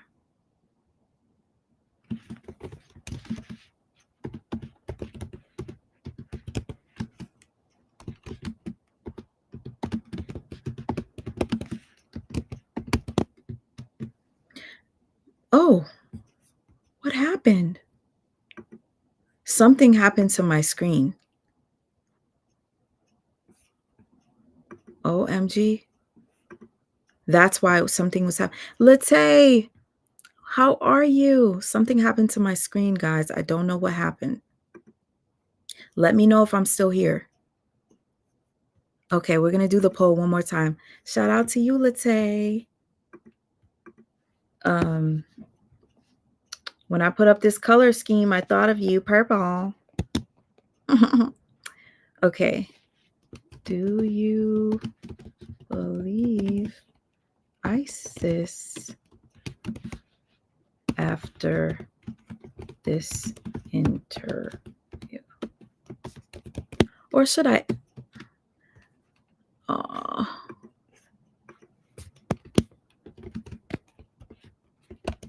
Okay. I'm just going to say, do you believe ISIS after this interview? Yes, no, not sure. And my next question would be, do you think this is going to backfire? I think it's going to backfire, guys. What do you think? Write me a check. Yeah, that was weird. Everything was about money. I love you, let's say. Thank you for stopping by. She wanted, let's say, are you going to do a video on ISIS? This interview is very telling. You should watch it in full. You should watch it. She wanted to be the only woman in the room. Women can see through another woman. D-Ham, that's a great point. You ever see like when women are catty towards one another? It was giving that type of vibe. Like she wasn't pleased. She wasn't pleased. Red flags all up and through this interview. Okay. Please take the time to vote if you can. And also please hit the like button just to show some support to my channel. I've been trying my best to be consistent. I'm always talking and saying, I'll be here tomorrow. I'll be here next week. And I don't show up. I made this promise to myself and to you guys that I will show up for the entire month of December. Okay. And I'm doing just that. So to show me that you appreciate that I'm doing it, hitting the like button would mean a lot. So thank you. And if you want to add a cherry on top, you can, send me a super sticker or a Cash App at SweetMa444Life. Thank you. Who is taking care of her kids right now while she's there? Do you guys notice she didn't really speak of the kids? She didn't really speak of the kids, their trauma. When she started therapy, I would want the world to know, yes, my children are in therapy. Yes, I've been talking to my children about this. No, he has not been in contact with the children. Yet, no, I haven't been seeing signs of such and such. I would be talking. The allegations of my child being accused of being the actual violator would have been brought up. Why not speak on the niece that is alleging that you're lying? All those things would have been addressed. Because if you guys don't know this, her husband's niece came out and stated that it was her son who violated the two children. her son. They said that her son has behavioral issues. I don't know if they said he was smearing. I don't want to, if anybody wants to confirm what I'm saying, he was smearing something on walls. Not going to say what it is. Hey, Angel, nice to see you. Thank you for being here. Angel says, I felt bad one day when she told her story. Day 2, I already see red flags. And after I knew something wasn't right. So many liars on this internet. It's crazy. It is crazy. And did you guys sense the shade when the doctor stated, you know, I know you're not going to listen to me. This social media basically calling her out for being one of those social media people that just puts all their business out there for views. She said, God said, play the video with okay. What I'll do is I'll pull up I think I have my video. Let's see. Oh man, I can't wait to read the comments on her page. I really can't. Let's go to my channel. I know I did a video. I don't think I did a live. I did a video on the trophy wife. Okay. Now, I'm putting this up here on the screen because this should have been addressed. This should have been addressed. The husband's niece came out and said that she's a liar and that her son, is the one that is the violator. Now, I don't know about y'all, but I don't really see another adult putting SA on another child. What do you think? I don't really see an adult putting that on a child unless her uncle told her to say these things. But I'm going to share with you a little bit of it. So I'm going to pull my screen back up. Don't even know how that's going to work. I'm still learning this, you guys.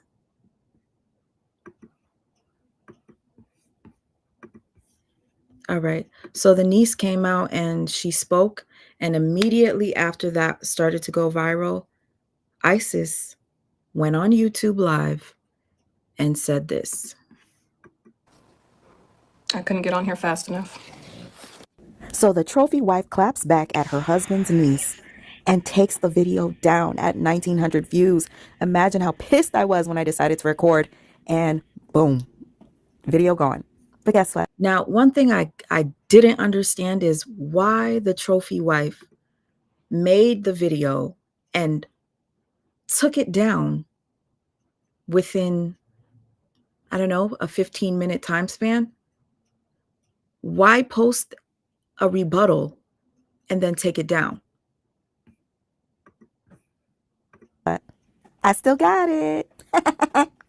Keep watching. What's up, friends, foes, and subbies? The trophy wife has gone viral for the past week or so. I did not touch on the topic for many reasons. 1, it's extremely triggering. 2, I prefer more proof before I delve deep into stuff like this. And one thing that wasn't provided was proof that her husband was charged. So I sat back, watched, and I need you guys to remember she had many lives on her page that she has since taken down. In the beginning of this, it's going to be like 2 short clips showing her children, or you could hear her child screaming in the background, ouch, ouch, while she's alive. So just pay attention to that. I'm not going to play this entire thing. We're just getting a little, refresher. So many people made videos basically exposing this woman here. But the question is she really lying just because she didn't show proof? Only time will tell. Right now, his niece is exposing the fact that Isis, the trophy wife, is a bold-faced liar. Before we get into that, check this clip out. But I definitely understand it being hard because I stayed in situations much longer than I had to because I had children in those situations. So I understand the struggle of that. Definitely. Listen in the background, you're going to hear the kids say, ow, ow.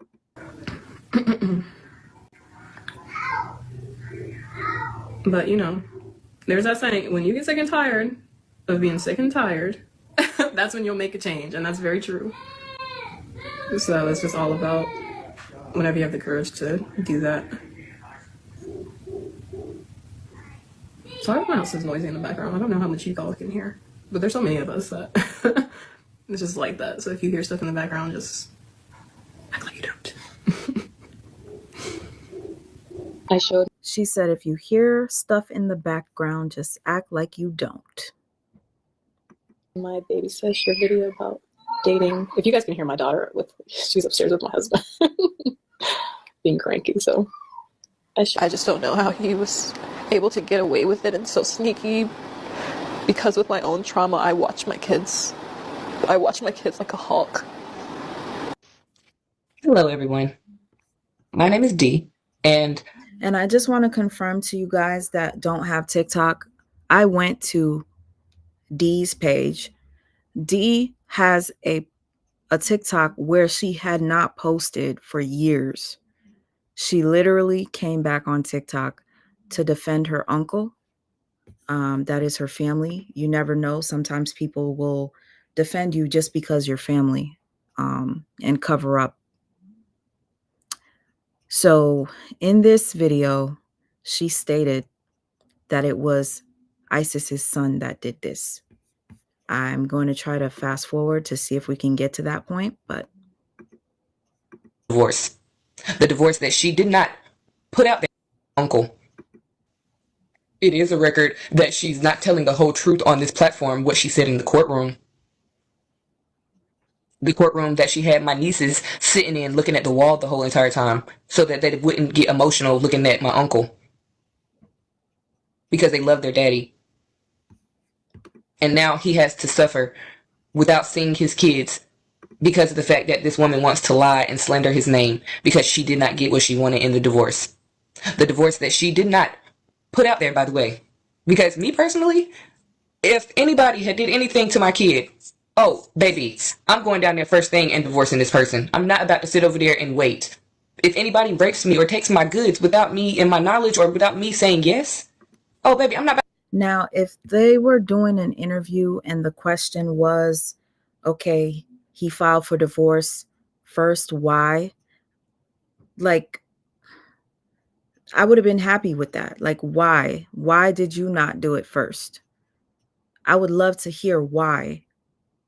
But she didn't even address it. I mean, she did say the only reason why he filed was because the accusation came out. Well, why did it take you what? I don't know. Was she sleeping in the same house with him after the accusation? I want to know. For 3 whole days, you woke up, you're a stay-at-home mom. Was he out? Did he stay at a hotel? I would love to know. A lot of these things were not answered. It leaves me questioning a whole lot. About to stay married to somebody like that. That's crazy. But for you to sit over there and say that he's done all these terrible things to you, and yet it took him to divorce you and not you to divorce him, open your eyes, ladies. Stop being stupid. Because this girl is full of lies. Full of lies. Everything y'all heard. First off, let me ask you. Let me get this. Look, who wipes their eyes all the way up here like this when you're crying? Huh? Who does that? Nobody. If I'm wiping my face, I'm wiping all down here because I'm a sloppy crier. And I'm pretty sure most of y'all are too. I don't know why y'all sitting over there trying to act like them housewives doing all that little... No. Let them tears drop if you're real. So if you guys see me pinning anything on the screen, my question was, if you could, would you send her a Cash App? And I see a lot of no's on the screen. Because if I'm talking about my baby and something like that happened, oh, I don't care if it's ugly cry or not. I'm gonna have snot and everything coming down my face. But this girl could barely even look at the camera the entire time she was talking on this video. I have no reason to lie to y'all.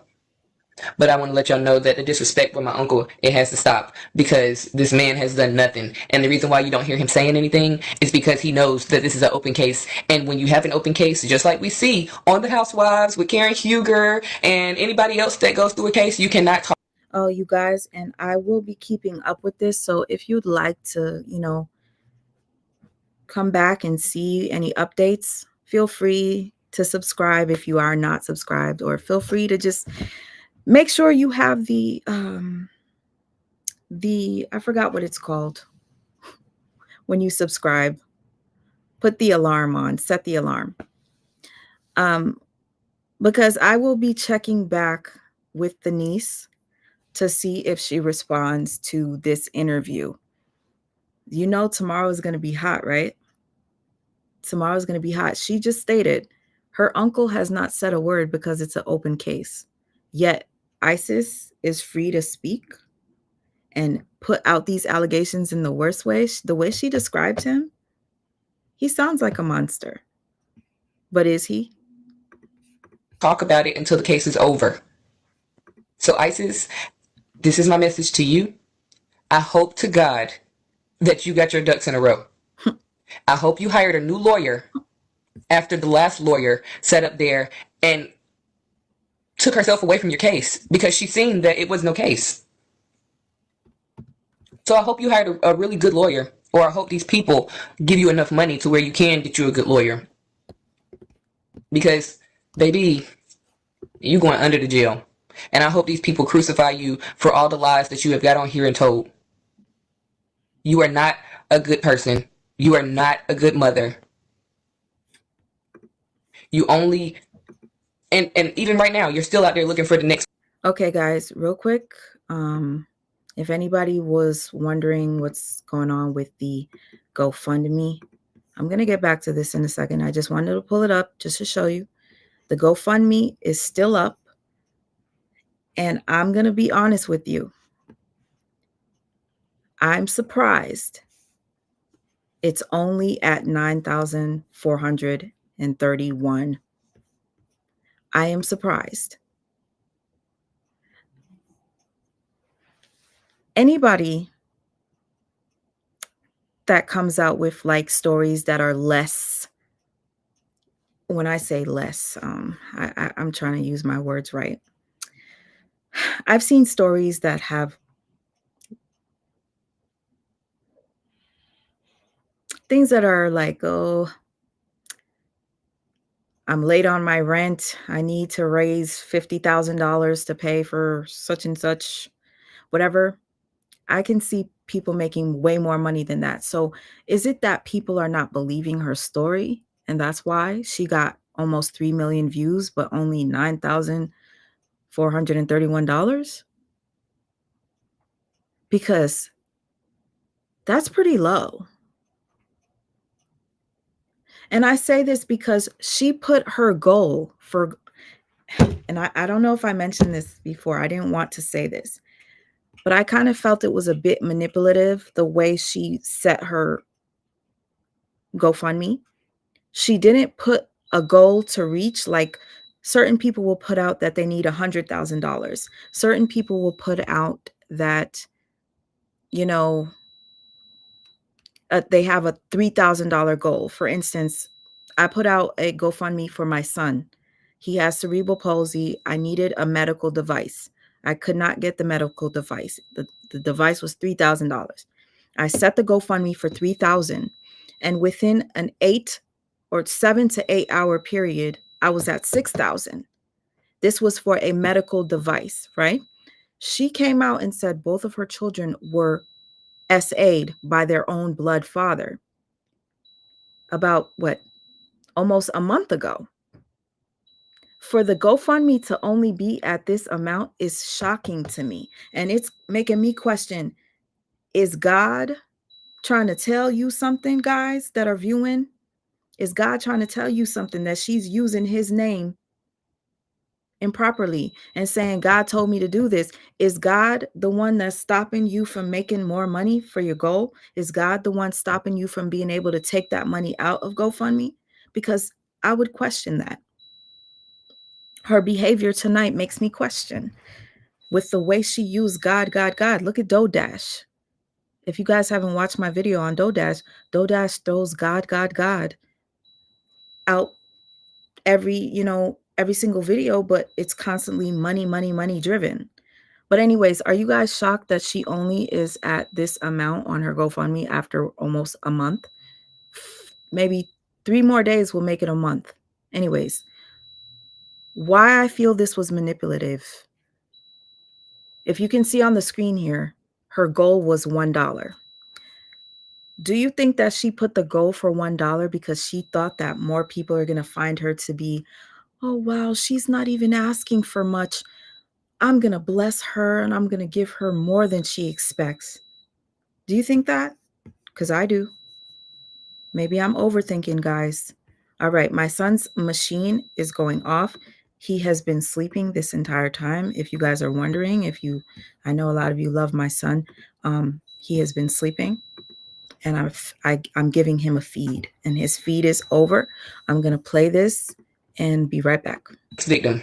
You're out here looking for the next victim, and that's so, like, I'm laughing because that's so fucking sad. But you need not come for me and mine. You need to know that. Because this man does not deserve it.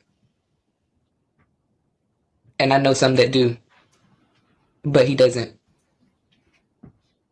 So for all of you out there that had the good mind of thinking that she was a liar and that she was just putting on to get sympathy points, yes, she is. And I'm sorry that the rest of you fell for the okie doke and you have egg on your face right now. Because that's what you get for listening to stupid stuff on Facebook and Instagram. And okay, I wanted to see if she states what the ISIS's son was accused of right here. Hold on.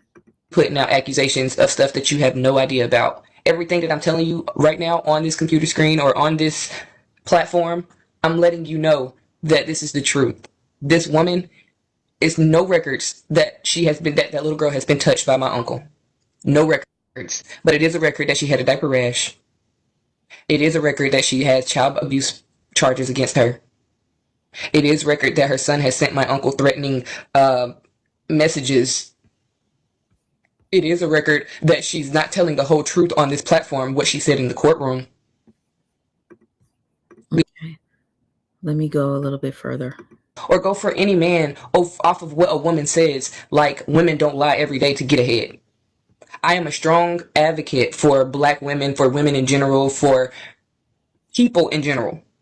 But men, I feel like we need to just slow down a little bit and not always think that they're the bad guys, because it goes both ways.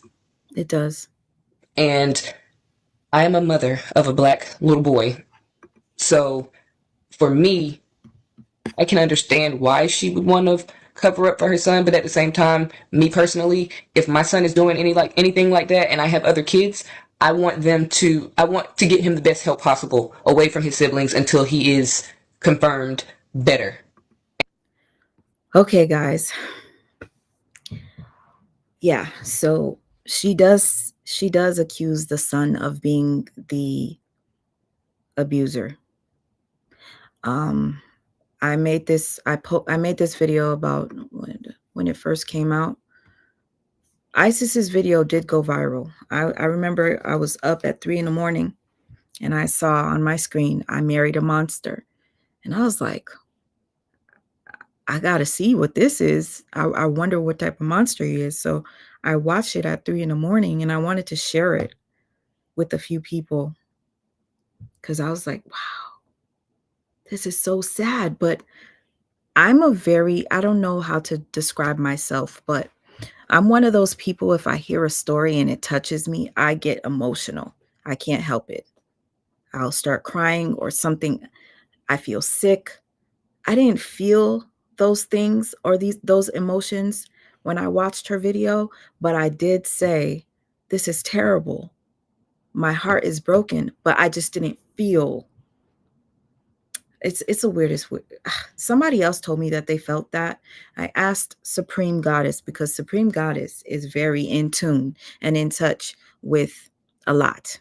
She's very discerning.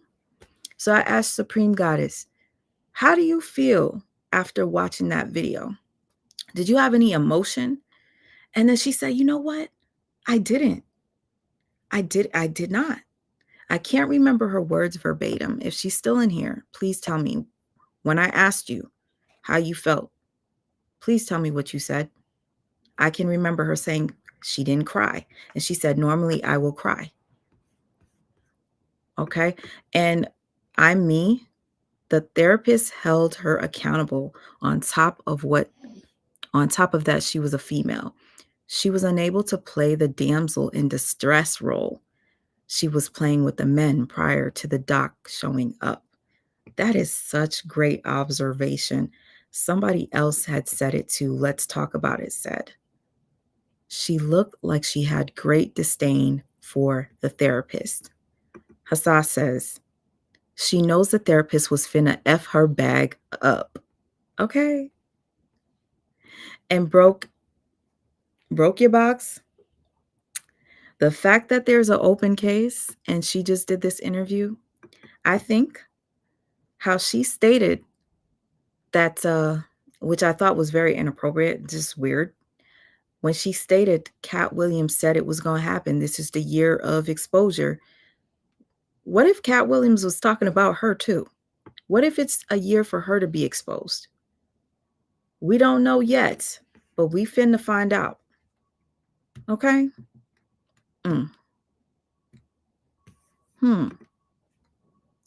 Will you do another live about it so we can come back and talk about it? I'll hit the link then. Yes, Valentine, if you're still here, I want to let you know I'm going to watch this again tonight. Full attention, notepad in hand. I'm going to write down everything that I can. Cancer 66, if you can do me this favor, share some of the red flags that you caught because I want to see something. If anybody caught any red flags, drop them because I'm going to end the live soon. I just wanted to come on here to share with you that she just did an interview. The interview, I don't know. I feel like it didn't help. Let me check the votes. So I asked you guys, come on, y'all. I got some people in here. Can you vote for me, please? I only have 47 votes. I'm going to end the poll, so I would like you to just, chime in. Do you believe ISIS after this interview? Yes, no, not sure.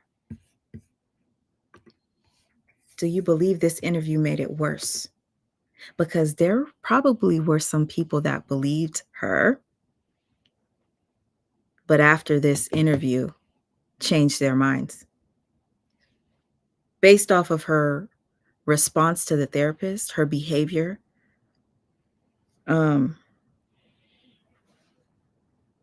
certain answers were based on finances. How about somebody brought up the fact that she only went to the older man after she no longer had the other man financing or to have a roof over her head or whatever. For somebody that says that they were taking care of their children very well and they were getting paid $100,000 a year, it's very hard for me to believe that you couldn't afford to go to a hotel for a week.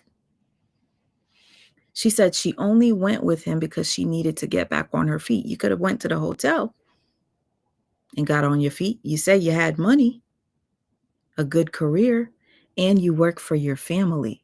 So if you work for your family, I'm pretty sure that job is guaranteed, depending on whether I don't know, some family members don't play that ish. Let's see. Hold on. And I know he's no longer a threat to people behind all of this stuff that you all do, and tries to have her kid's father call his phone to get and then try to put a GoFundMe page up. now I just want to hear a little bit more, guys, and then we're going to end it.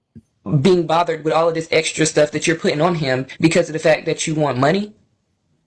Like, what mother uses this platform to sit up there and say, my babies have been raped or my babies have been touched, excuse me, and then sit over there and then try to put a GoFundMe page up? Do you know why she's putting that GoFundMe page up?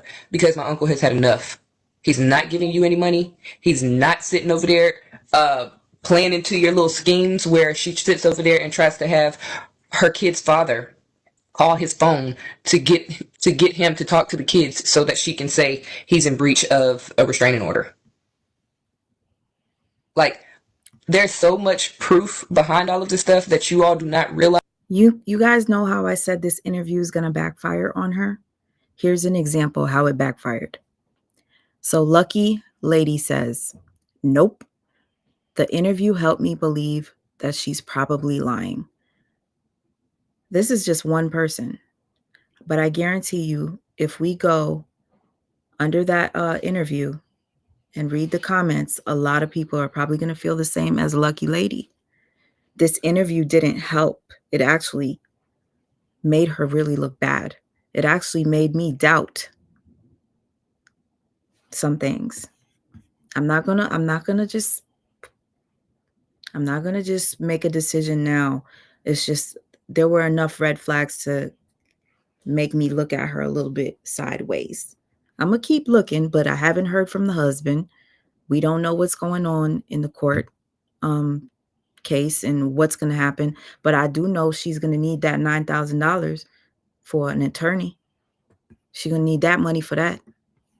That is going to come down on her head, but yet you all are sitting over here believing her sob story, not doing your research, and paying her money. This girl has up to $2,000 already on GoFundMe, probably more now because I haven't even checked this morning.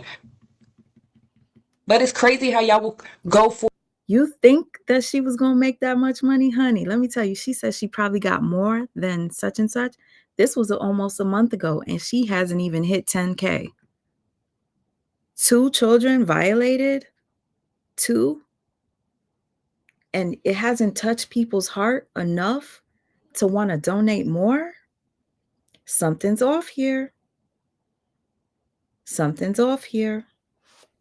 She said that it's the devil that's trying to stop her, but is it God trying to stop these people from being bamboozled? That could be a question. Is it God saying, I'm not letting these people lose their money for this lie? Which one is it? For a black man. We're going to go deeper. If you guys want to go deeper, hit the like button. Let me know that you like the content. Engage in the comments after the video. If you want more, I will go deep. You guys know when I go deep, I go deep. Or go for any man off of what a woman says, like women don't lie every day to get ahead. I am a strong advocate for black women, for women in general, for people in general. But men, I feel like we need to just slow down a little bit and not always think that they're the bad guys, because it goes both ways. And I am a mother of a black little boy. So for me, I can understand why she would want to. Okay, so again, we're talking about, let me just get this off the screen. So we're talking about 2 people accusing one another. The niece says that she's lying. And she says that the niece is lying. The niece could be protecting the uncle, and the mother could be protecting her son. We don't know yet. So let's just sit back, pay attention to all that is said in this interview that we just watched today. If you guys missed it, please rewind back. If you don't want to watch, I will be going through the interview and basically going through all the red flags. I will put them together, consolidate them, and then we can break that down together as one, like I usually like to do. I love to come on a live and break things down with you, because you guys are my second eyes, my third eye, I guess. Some things I don't see, some red flags I do miss. So I appreciate those of you who came through tonight to just, support, just be here. Some of you didn't even know who this was about and you still stayed. I really appreciate that. Valentine says, it's giving bad to be acting. It's giving she knew something was wrong, but tried to hold out for a payday. It's giving blackmail, husband to get paid. It's giving she ignored signs for bags and cars. Your comment is giving. Your comment is giving. Thank you, Shelly Shells. I appreciate that. And I thank you for even being here. And if anybody would like to support me, and I say support me, you can please send a Cash App to Sweet Ma 444 Life, or you can hit the like button, or just come back when I do my next video, or just watch any of my videos. That's support that I truly do appreciate. Okay. Hassa, I was thinking it's interesting she went on men's platform. When you're playing damsel in distress, you got to be in front of men, right?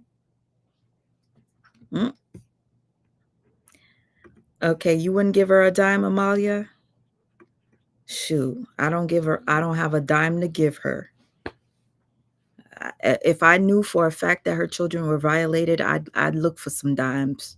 But right now, I'm sitting back and I'm collecting as much, evidence and red flags as I need. Is my boy waking up now?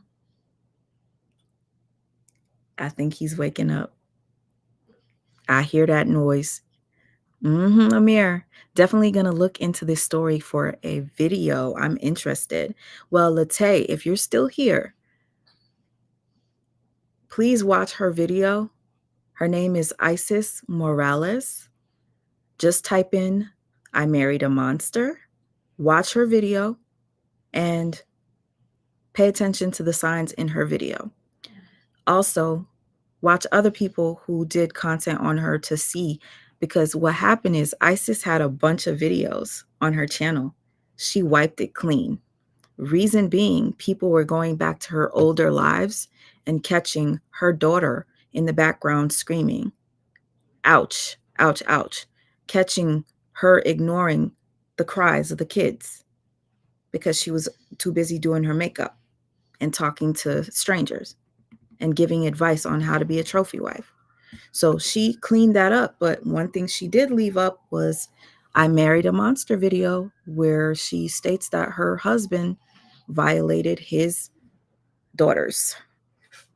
So, yeah. I really don't know what to think. I don't know what to think. This is a tough one, guys.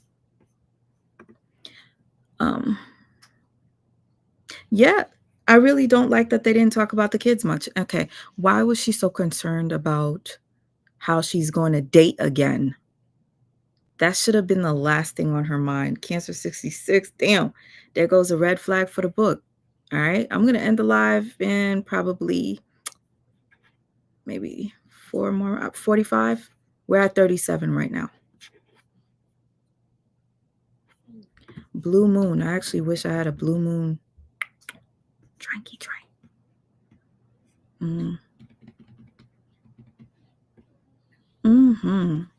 Okay, I'm just catching up with a few comments. Doc didn't even know the story and clocked in 30 minutes. I see why she's booked. Oh, that is true. The fact that the doctor did not know her story but clocked in, she saw through, at least that's what the vibes we're getting. Let's say you got to watch this. Watch the entire interview. Type in her name, Isis Morales, on YouTube. More people that put out awareness to stuff like this, the better, because then people won't lie on one another once, you know what I mean? Like, for instance, what if the niece is lying and that comes out? You should get in trouble for lying because she said the son violated the daughters, not the father. That's a really huge allegation to put on a child. So I'm not going to lie to you. I'm kind of leaning towards the niece is telling the truth, because what mother of a son would throw another child under the bus? What? When you deal with certain situations, the last thing you care about is money, period. There may have been talk amongst the family. My voice is going out, guys. Sorry. Did she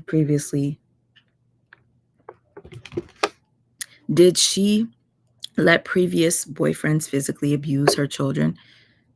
Previous boyfriends? I mean, she didn't have daughters. She had 2 sons before marrying this man after such a short period of time. I don't think the son did it. The video defending her son was the most believable to me. I can't believe. Oh, matter of fact, okay, I said I was going to end this soon.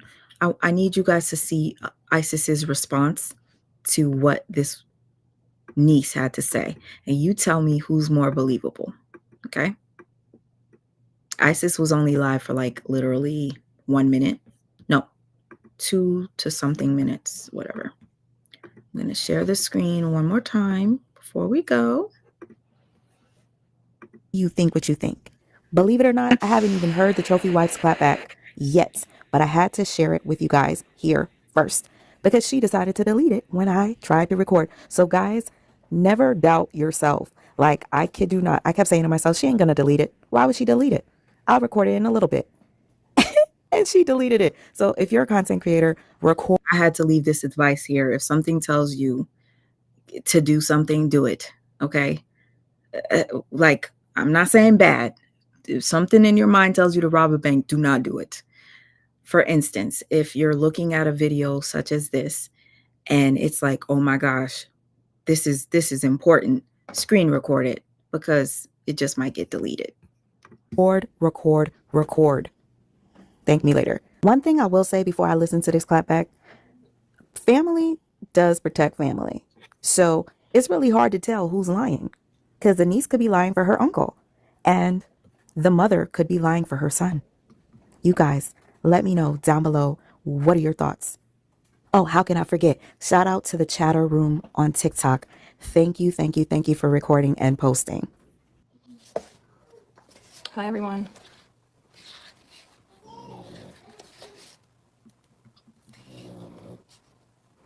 I couldn't get on here fast enough. I couldn't get on here fast enough when I heard people are trying to blame my son. I couldn't get on here fast enough. I thought I heard someone who I've never met in my life coming on here trying to blame my son. Someone whom I've never met in my life trying to come on here and blame my son for the sick and disgusting things that my daughter's father was doing. This is not a game. This is not a game. How dare you? How dare you blame this on an innocent child? You talk about you got proof? You have proof? I've got proof. FYI, don't you think this is something important enough to bring up on your interview that's going to be seen by probably, God knows, maybe 1 million or so? If your child was being accused of being the actual abuser, why not clear your child's name on that platform where you were just on? Why not say, it was said that my son was the actual, culprit, but it is false. My son is being smeared something. She didn't say anything. Clearly her son is old enough to be in school and be on YouTube and people know, there goes your mommy. I know your mommy. You touched your sister? Right here. Show me your paperwork. You talk about I am saying something different than when I was in court. Honey, you weren't even there. I've seen you in my life. It's not very good. Oh my gosh. Y'all want to see my protective order? Y'all want to see my protective order right here? I'm going to cover my daughter's name. I'm going to cover my daughter's name. In the case of. Okay.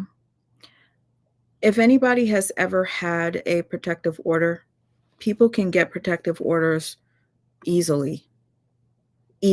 Somebody put a false a protective order on me, and I was completely shocked that that person even was able to do such a thing. But I fought it. I fought that. You are not going to play with my name. And I won.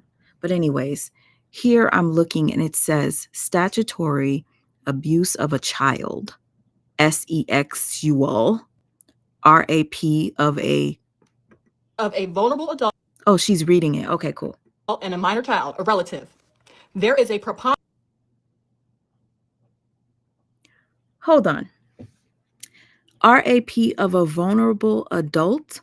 Is she speaking of herself? Because you guys do remember, she stated that he RAPE'd her 4 times within the marriage. So now you're putting a restraining order on him now? Didn't he RAPE you 4 times? Why didn't you do it the first or the second or the third? Why are you putting that in your restraining order now? Did he file for divorce before the restraining order? Because if my child was abused and it was confirmed at the hospital, I would have put the restraining order the same night. I would have went to the police station and slept outside. Okay, so this is a bit off to me. Let me go back a little bit. My daughter's name. In the case of a vulnerable adult and a minor child, a relative, there is a preponderance of the evidence to believe that the respondent committed the following acts of abuse. Statutory abuse of a child, R word, or a statutory S offense. Father has been coming into two-year-old and 4-year-old daughter's rooms and S-egging them. This is from the judge. There's the case number. Okay. By her saying this is from the judge, this is what you told the judge.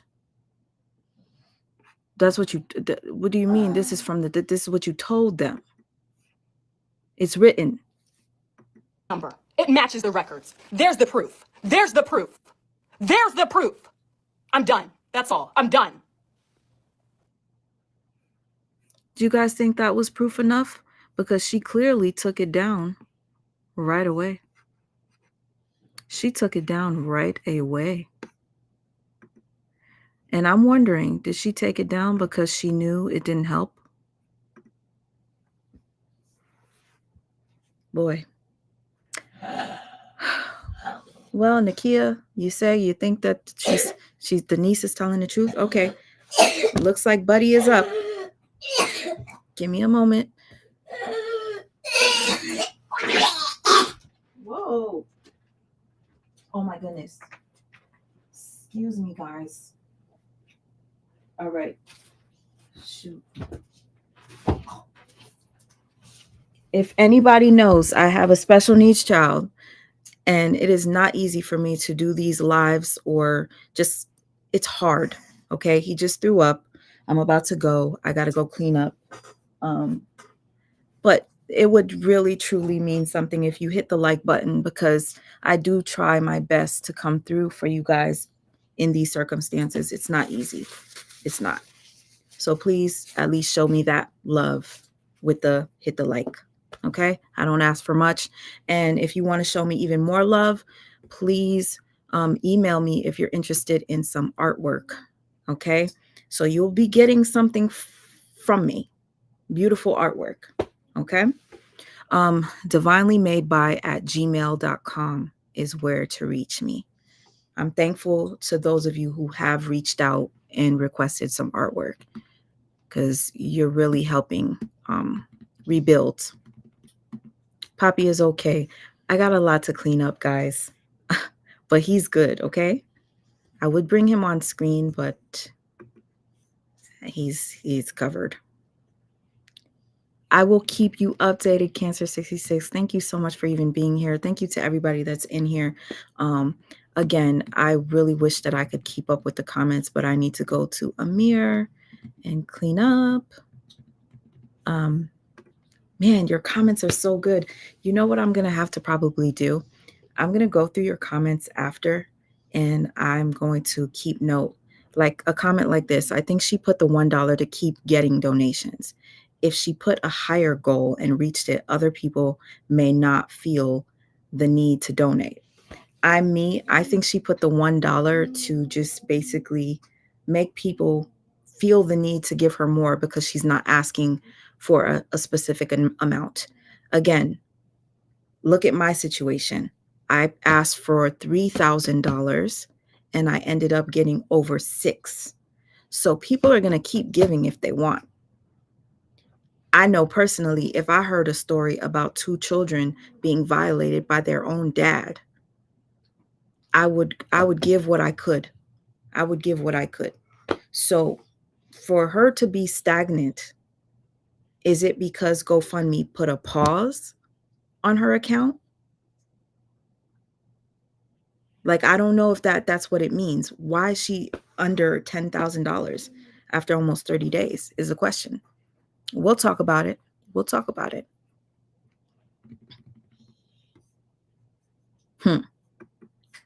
Lucky her husband canceled her credit cards and stuff. He did? Lucky. Shoot. You're waiting on God. Got fired. I've applied for many jobs. My car is a mess. I'm praying for you, TT. I'm doing all I can to keep the faith. I'm even playing games on my phone to make money. I hope that whatever it is that you do as far as trying to make money keeps your head above water. I know what it feels like. I'm still here by the grace of God. I've been keeping my head above water for the past 3 years after losing my job. Still trying to get work, but it's not easy. It's having a special needs child that needs 24-hour care. Phone jobs out of the question. If you don't have a room where, it's like a room for a nurse to come here and watch a mirror. I don't have nurse. I need silence if I'm going to do an on-phone job. It's a lot of things that are, holding me back, but I'm not going to let that hold me back, if you know what I mean. I'm going to keep fighting, and I think you, TT, should keep fighting as well. You might not be getting the jobs that you're looking for, but the perfect job is going to find you somehow, some way. It happened for me. It could happen for you. And when I say that, my heart breaks because my best job was the one that I lost 3 years ago. And I tried to go back, and unfortunately the hours were not working with my schedule with my son. They needed me there at 7 a.m. to 7 p.m. That's too much. Okay, guys. Thank you all for just coming through. If I didn't read your comments, I really am so sorry. I want to read this. She said that she filed for divorce 3 days after the sexual abuse. So according to the narrative, she slept with him after the sexual allegations, because when he filed for divorce, she's lying. I got to look deeper into that. My 2 cents, another content creator I love. My 2 cents, please touch on the topic. I really think there needs to be a lot of people looking into this. I love to hear people's perspective. I usually, when I'm working on a story and I see other people like tell me their thoughts on it, it just makes me want to keep going to dig more for more information. So like your comments alone, guys, keep me going. So when I see another content creator pick up a story, I get excited too. Cause like, yay, now I got somebody else to watch. So yeah. Sacrificial lambs. You think those children are? Oh boy. She kept comparing her story to high profile cases. She was combative sometimes with the therapist. She said she wasn't about money, but kept mentioning it. OMG, child. That's a good one. According to her, she slept with her husband after he allegedly violated her daughters. If she truly said that, I need to go and grab that. Please let me know if it was said in this interview. Okay, I'm skipping. But why take that down? Leave it up. Yeah, with one. Why take it down? Something is off here, guys. Thank you, Cindy, for posting my Cash App. I truly appreciate it. Hassa says she lost her job last year too. It's hard finding a good job. It really is. And it's hard finding a job when you are a single parent. Not just a single parent with a child with special needs, a single parent, period. It's hard. Let me just give you this example. Amir has a half a day. Out of 5 days, he had a half a day for 3 days out of the week. He has a half a day tomorrow. He had a half a day today and the day after, Friday. If I had a 9 to 5, I would have to tell my job, sorry guys, I can't work after such and such time because my son is getting out of school for half a day.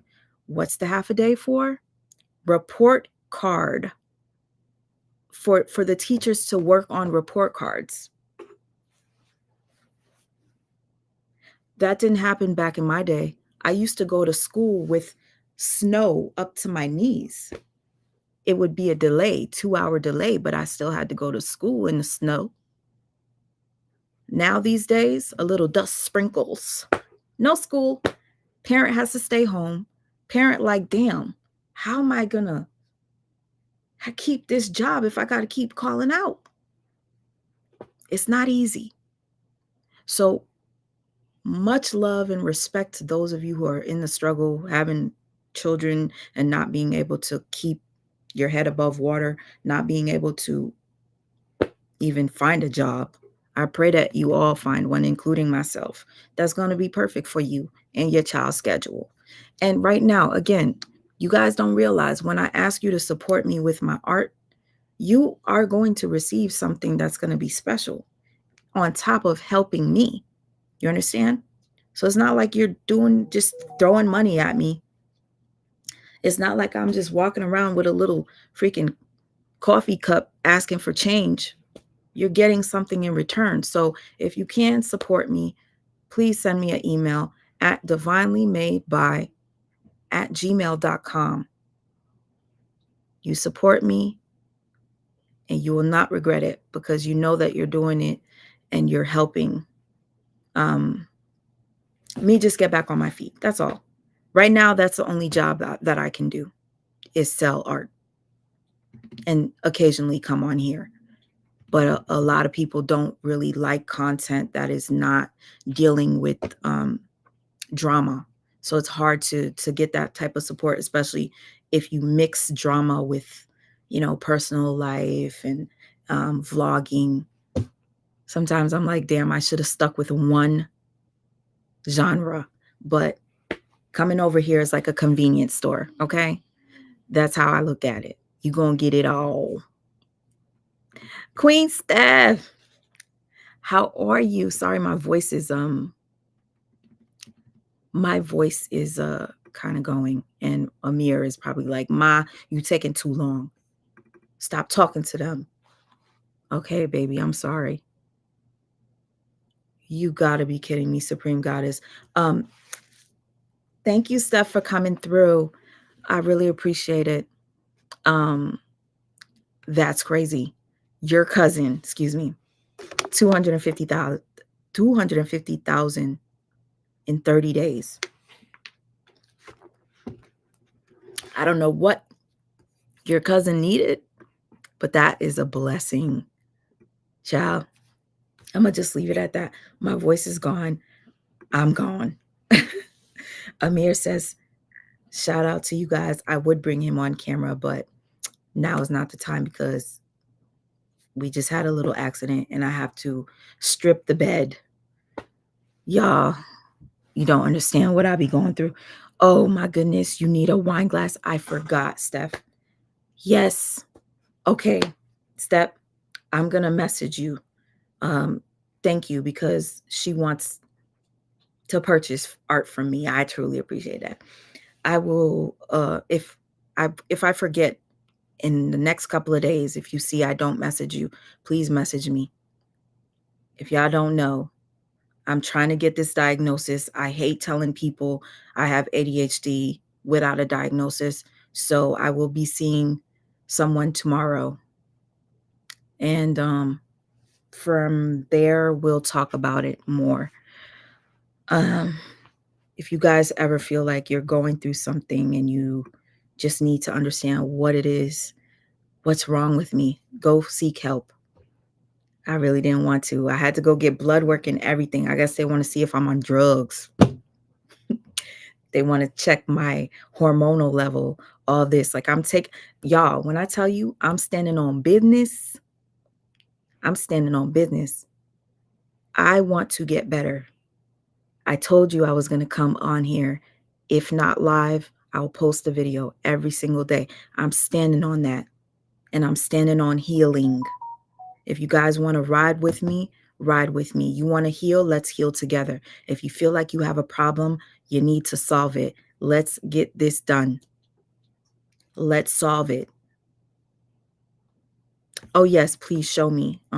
When I get off this live, show me. All right. Amir says, thank you. And FYI, I speak for my son. I know some people don't get it, but if you have a special needs child that is nonverbal, it's just a habit. So I'm saying Amir says, thank you for watching my mom. Amir says, thank you. Thank you. All right. So please don't find it to be odd. It's not. It's the norm for me. All right. Thank you all for being here. I truly appreciate you. And I am a convenience store, honey. I'm here at your convenience. All right, y'all. Have a wonderful, safe night. And yeah, peace. I cannot wait to see what happens tomorrow, y'all. This is going to be crazy.